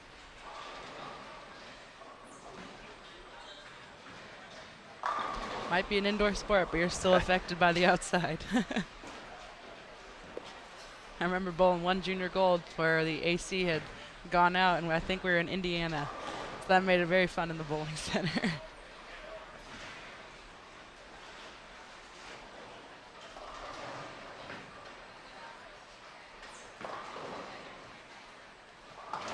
Here's Kulik trying to get back on track now against Danielle.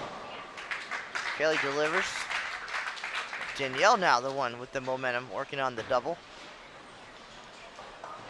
Lots of swings in that match. Momentum swings. It's a big game right here for both players.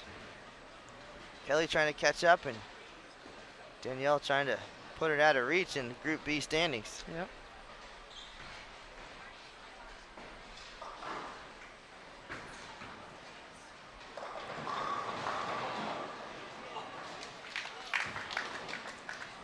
Here's Danielle now. Can't get the 7 to go.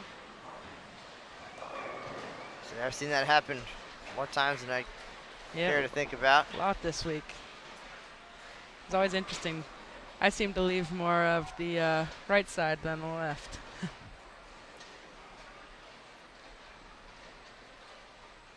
Alright, so 7-pin match here.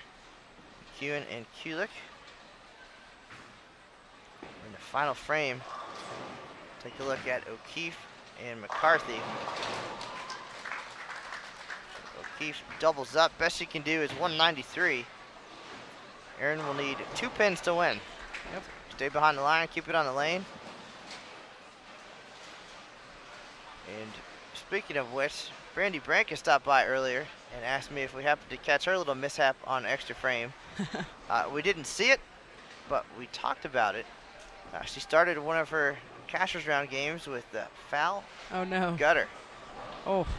So 0 in the first frame, and so not only sport lane conditions, but for her that game sport approaches as well. Yep.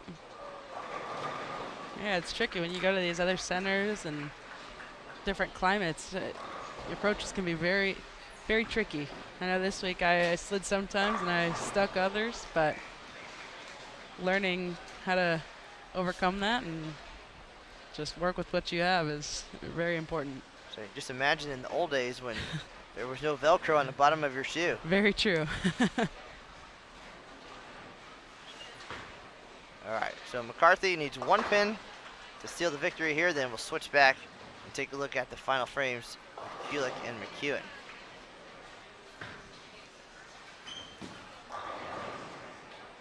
All right, Great shot there by Aaron. It's a big game for her going into that last game. Aaron will pick up a few pins in the Group A standings. 30 bonus pins, huge, depending on how Culkin does this game. Yep. Here's Kelly now. Gets the 7 to go. She got a nice big crowd behind her this week. I can understand why.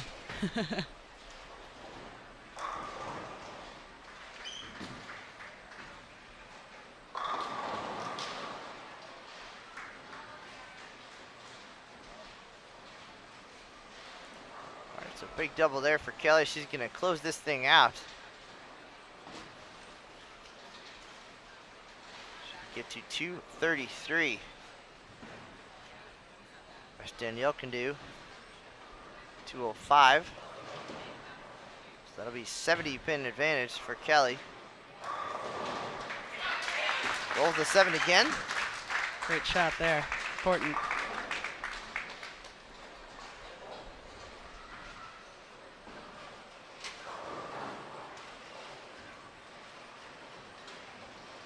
So this will make that position round pretty exciting.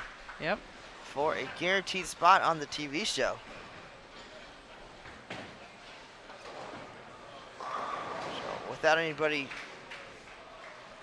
screaming cheers for Josie Ernest, it looks like it will be McEwen and Kulik again. Mm-hmm.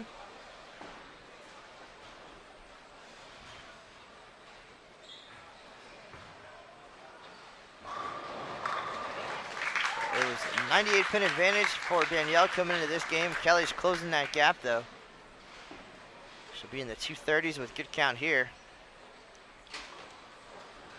So we'll subtract the 30 bonus pins coming Kelly's way. So 68 pins. Then we'll take off the difference here once Danielle gets done. And it could really come down to those bonus pins in the position round.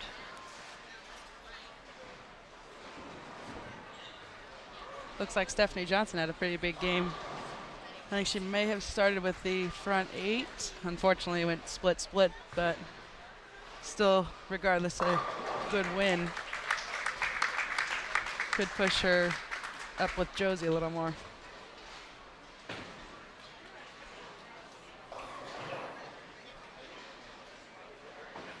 So Kelly, 233 in the books, plus 30 bonus pins. Big win right there. Danielle, gotta have these 3 right here. It might not matter in this game, but it's gonna matter in the next one.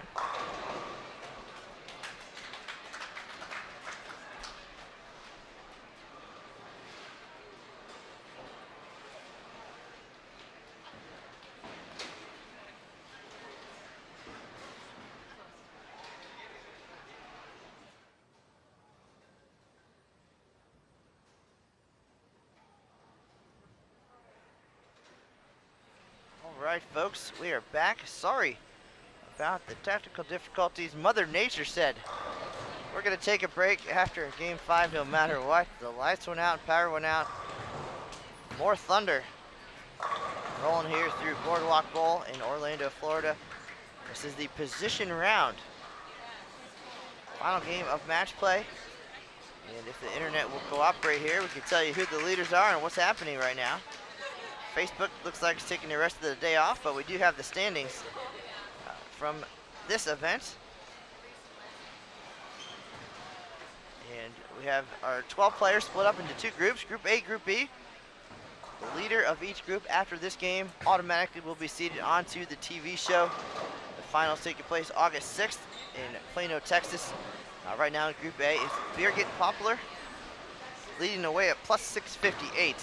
Liz Johnson is second at plus 534. So Birgit on her way to becoming the #1 seed for the TV show. All the way from Germany. Third place is Shannon O'Keefe at plus 412.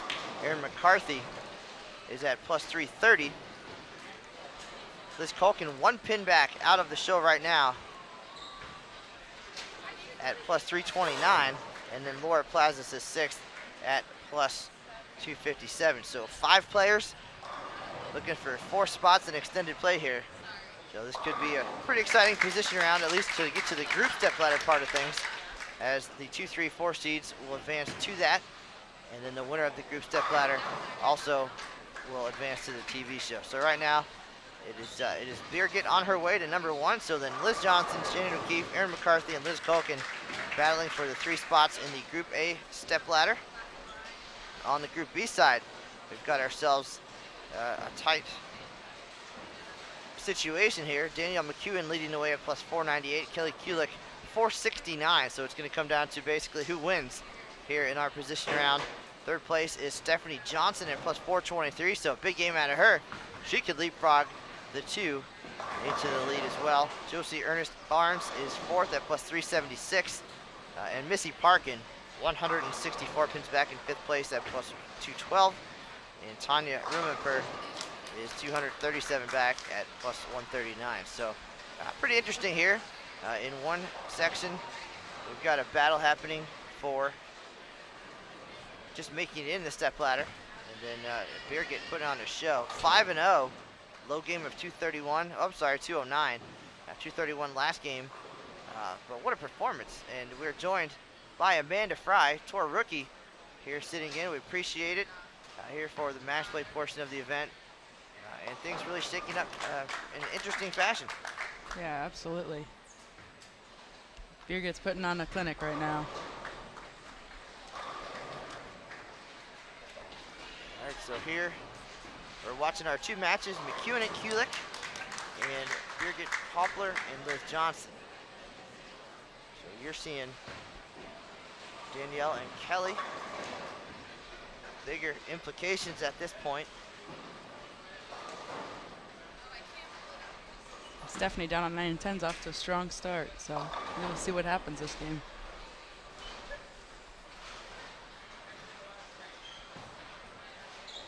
So Amanda, 29 pins between McEwen and Kulik. So whoever wins this game is going to lead, unless of course Stephanie Johnson does something crazy, which we've seen her do, and she certainly is motivated to do here at Boardwalk Bowl.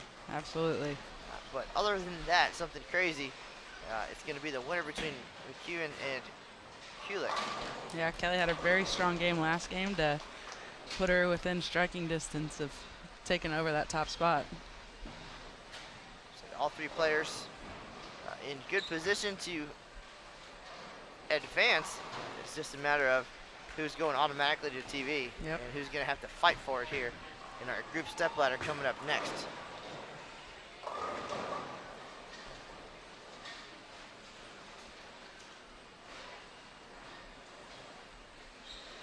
So everything's spread out pretty far here. Hard for us to really see a lot of what's going on. Somewhere around here is Shannon O'Keefe and Erin McCarthy. So if I had to jump up, probably could be able to. Amanda might have a better angle on that scoreboard.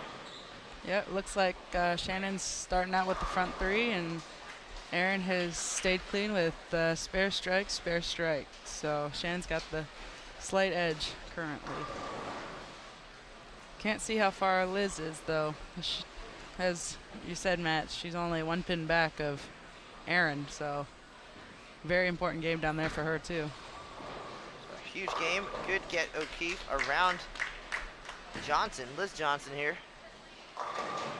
Beergett looking pretty comfortable in her #1 spot. Well, yes, the interesting part of this is on the far end of the bowling center. Liz Culkin, can she get up there? Can she catch Erin McCarthy? And of course, what Shannon O'Keefe does will have a lot to do with how things turn out for Liz Culkin. Yep. Here's Kulik and McEwen. Kelly, big shot there. Great shot by Kelly. So based on count, Kelly leads by 5. Danielle clean, but losing a few sticks on those spares. Again, Danielle with a 29 pin advantage. Should she win this game, she'll stay ahead of Kelly. If Kelly wins, she goes around Danielle. It's a matter of Stephanie Johnson. And of course, we get to sit here and try to figure it all out. Yep. It's the fun part. All right, here's Kelly looking to double up and increase her advantage over McEwen. There's the 10 pin again. Kelly has been in this position multiple times this year. We saw her as the #1 seed for the Fountain Valley Open. Went on to win that event. Yep. Things swinging in the other direction last week at the Go Bowling PWBA Players Championship. Kelly the #1 seed, and then losing in the title match to Liz Johnson. So that was a phenomenal match. The battle of the Titans. Yep. Liz made a key ball change late in the game and able to close out with a string of strikes to win her 9th major. But Kelly definitely has the momentum this season. She made 10 championship round appearances in 2015 and 16 without a victory. Yep. She finally got that monkey off her back with that Fountain Valley win. That definitely was weighing on her a little bit.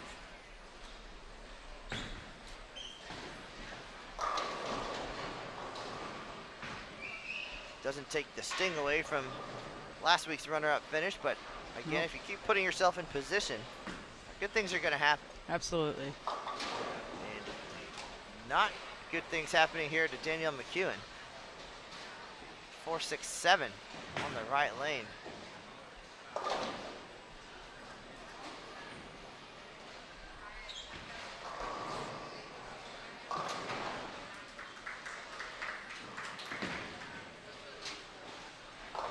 Looks like Aaron had opened in the fifth frame. Shannon spared in the fourth and struck in the fifth.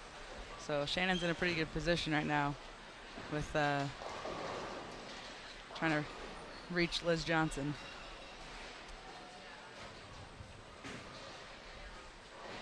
The difference there, 122 pins between Johnson and O'Keefe.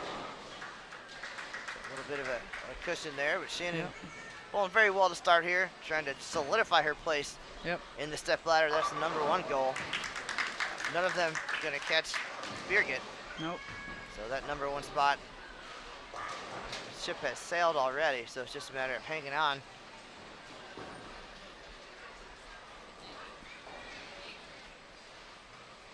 Look at Liz Johnson, down 10 pins at the halfway point, leaves another 10 pin.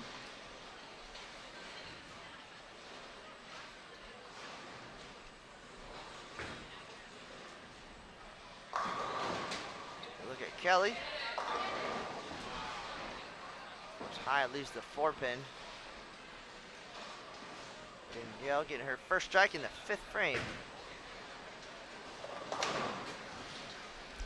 Yeah, it's probably not too easy after sitting through that little bit of a thunderstorm we had rolling through, and they did get 5 minutes of practice, but you never know when the lanes actually come on.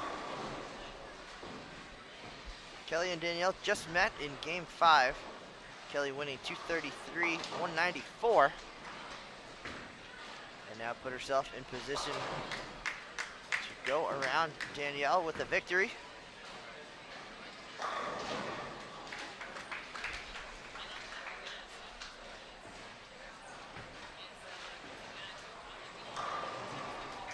Stephanie still in contention as well.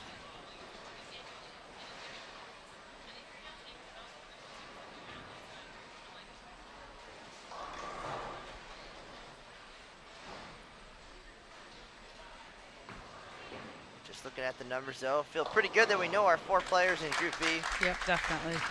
Just a matter of where they end up.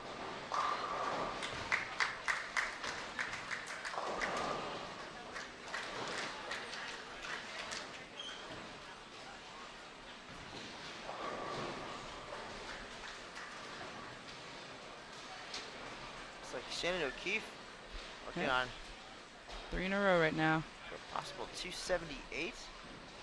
79, yep. 279. And with the win, that's a lot of pins right there. I mean, Liz Johnson would have to shoot about 200 to stay ahead. Mm-hmm.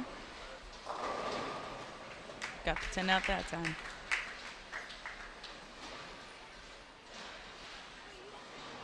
Well, here's a look at Liz.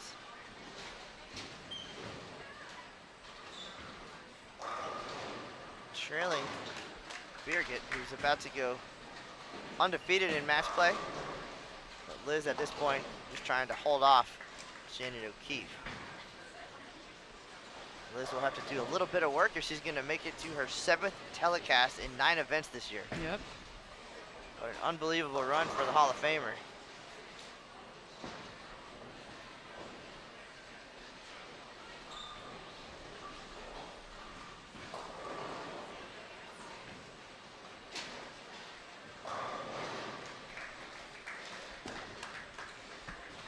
Shannon with the strike in the 8th.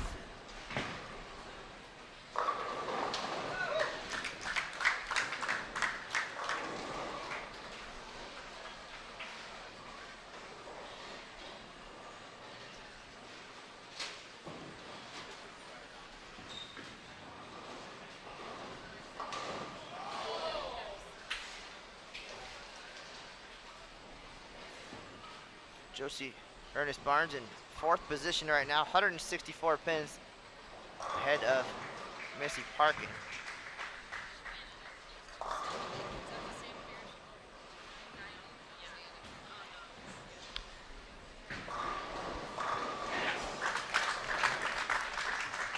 Looks like Missy can have a possible 250, so she would have to have some help from Josie to take over that 4th spot. So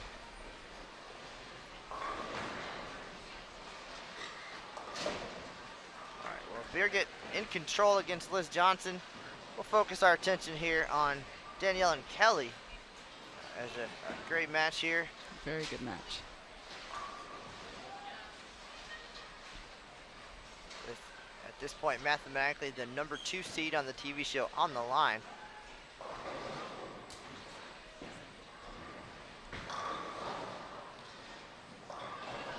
Stephanie Johnson probably not going to get enough to give it a run.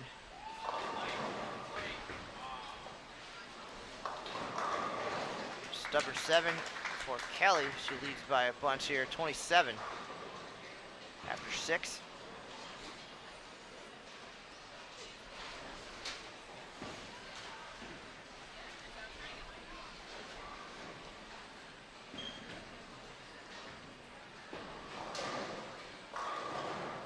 Shannon O'Keefe still striking.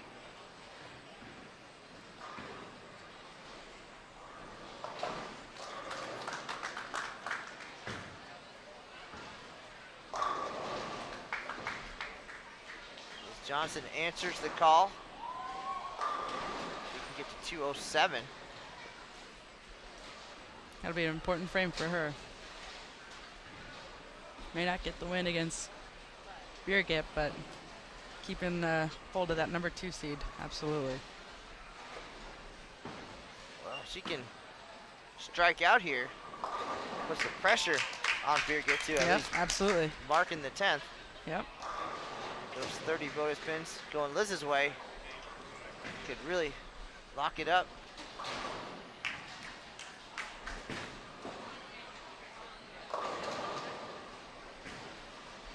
Danielle just threw a really big double as well to cut the lead from Kelly.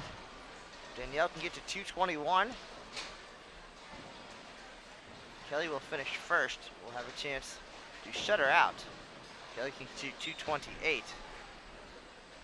So that would be a clutch opportunity.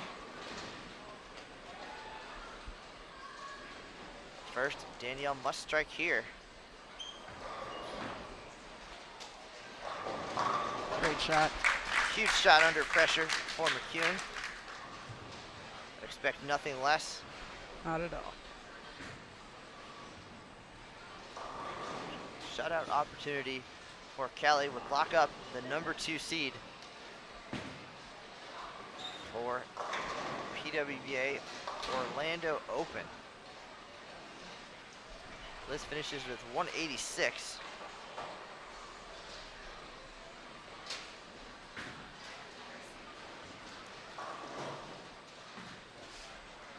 Big shot Kelly. Brings the 10.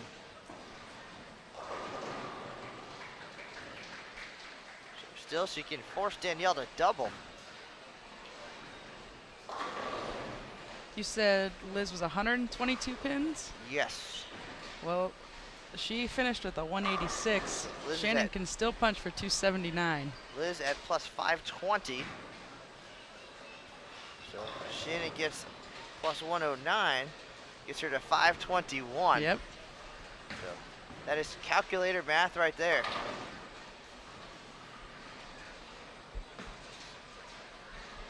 Big 10th frame coming up for O'Keefe.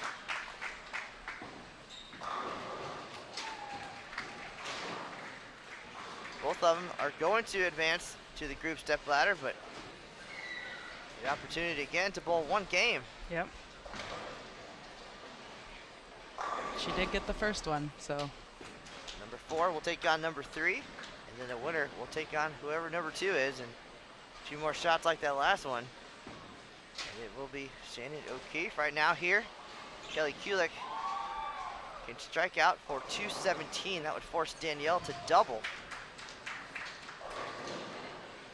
At least the extra frame viewers are getting their money's worth here. Absolutely.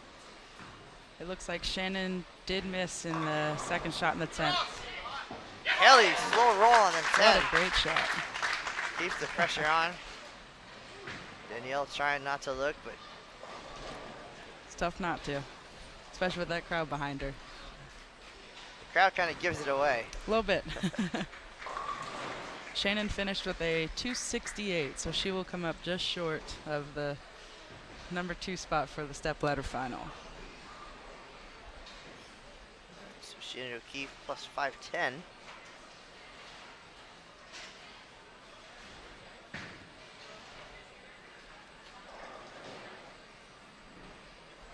Can't see Erin McCarthy's score from here. I believe she shot 203. Looks like it. So she will go to plus 333.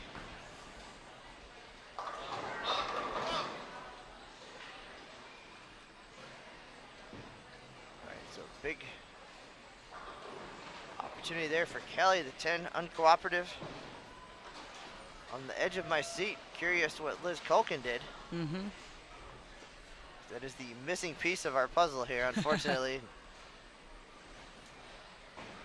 Yeah, it's hard to see those scores all the way down there. We need a down lane correspondent. So Kelly finishes with 207. Danielle still can get to 221 and win this game.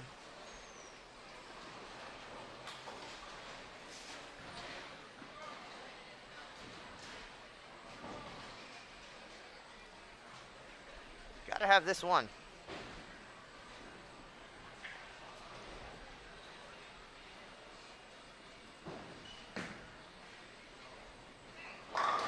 What a great shot. Didn't even have to look. Knew how that was going to go.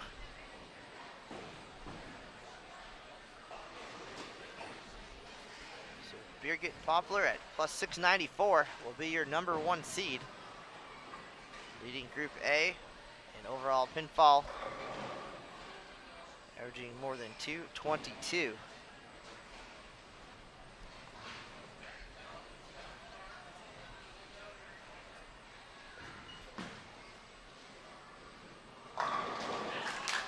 Danielle snapping off the 10. Sigh of relief. She is going to be back on TV. The number 2 seed at the PWBA Orlando Open, Danielle McEwen. Based on total pinfall, she leads Group B, but trails Group A leader, Birgit Poplar.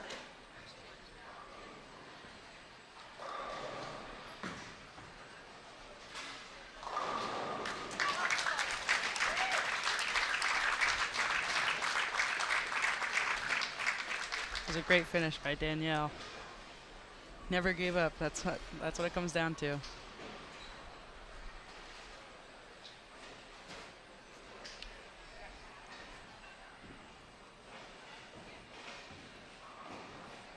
And it sounds like from my downlane correspondence, thankful for phones, looks like Laura Plazas shut out Liz Culkin, so Erin will be the number 4 seed.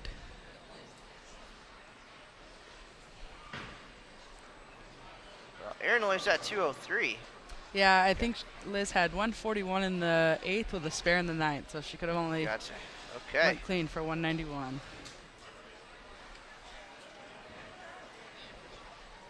All right, folks. Well, we are waiting for the official announcement here. Danielle McEwen stepping up big.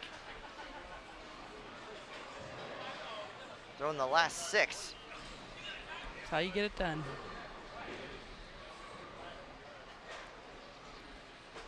I would expect nothing less.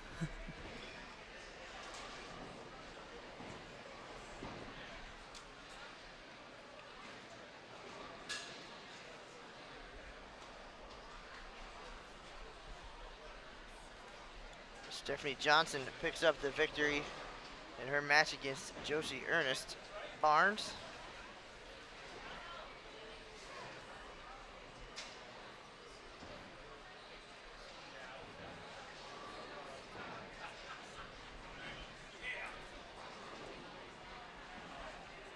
Josie loses a few sticks.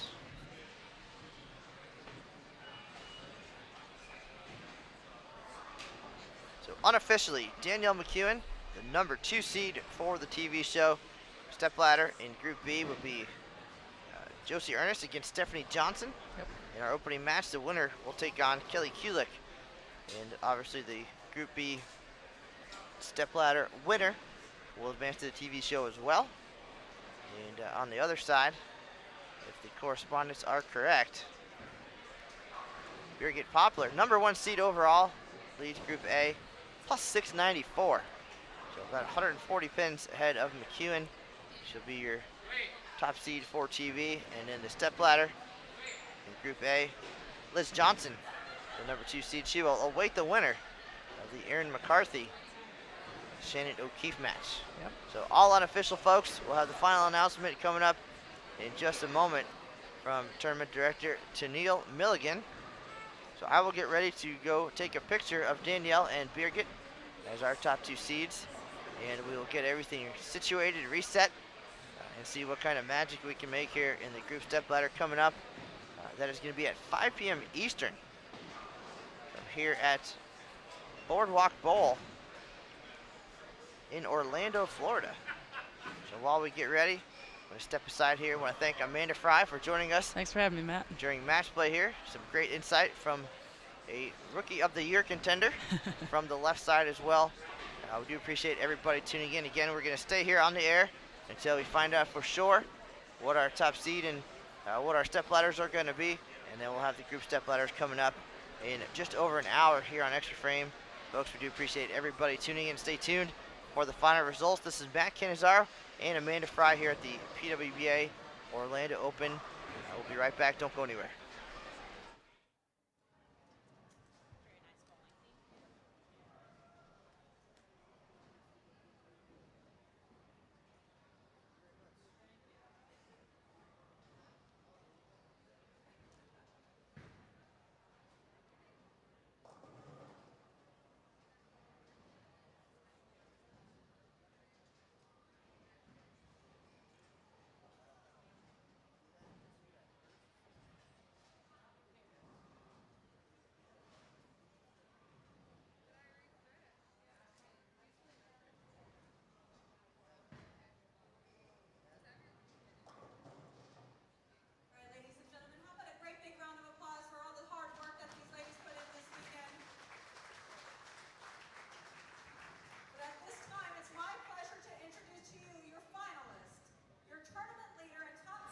Show. Please put your hands together all the way from Germany, Birgit Poplar.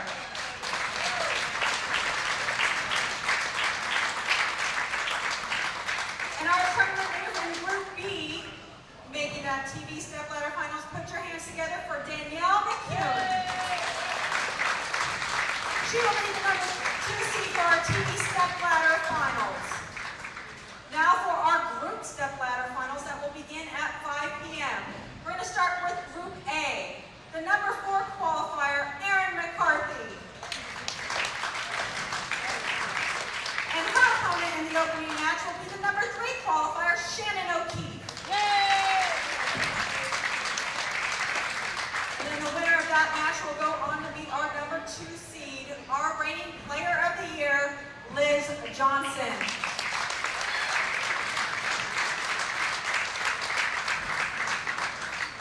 Now in Group B, the number 4 qualifier, Josie Ernest Barnes.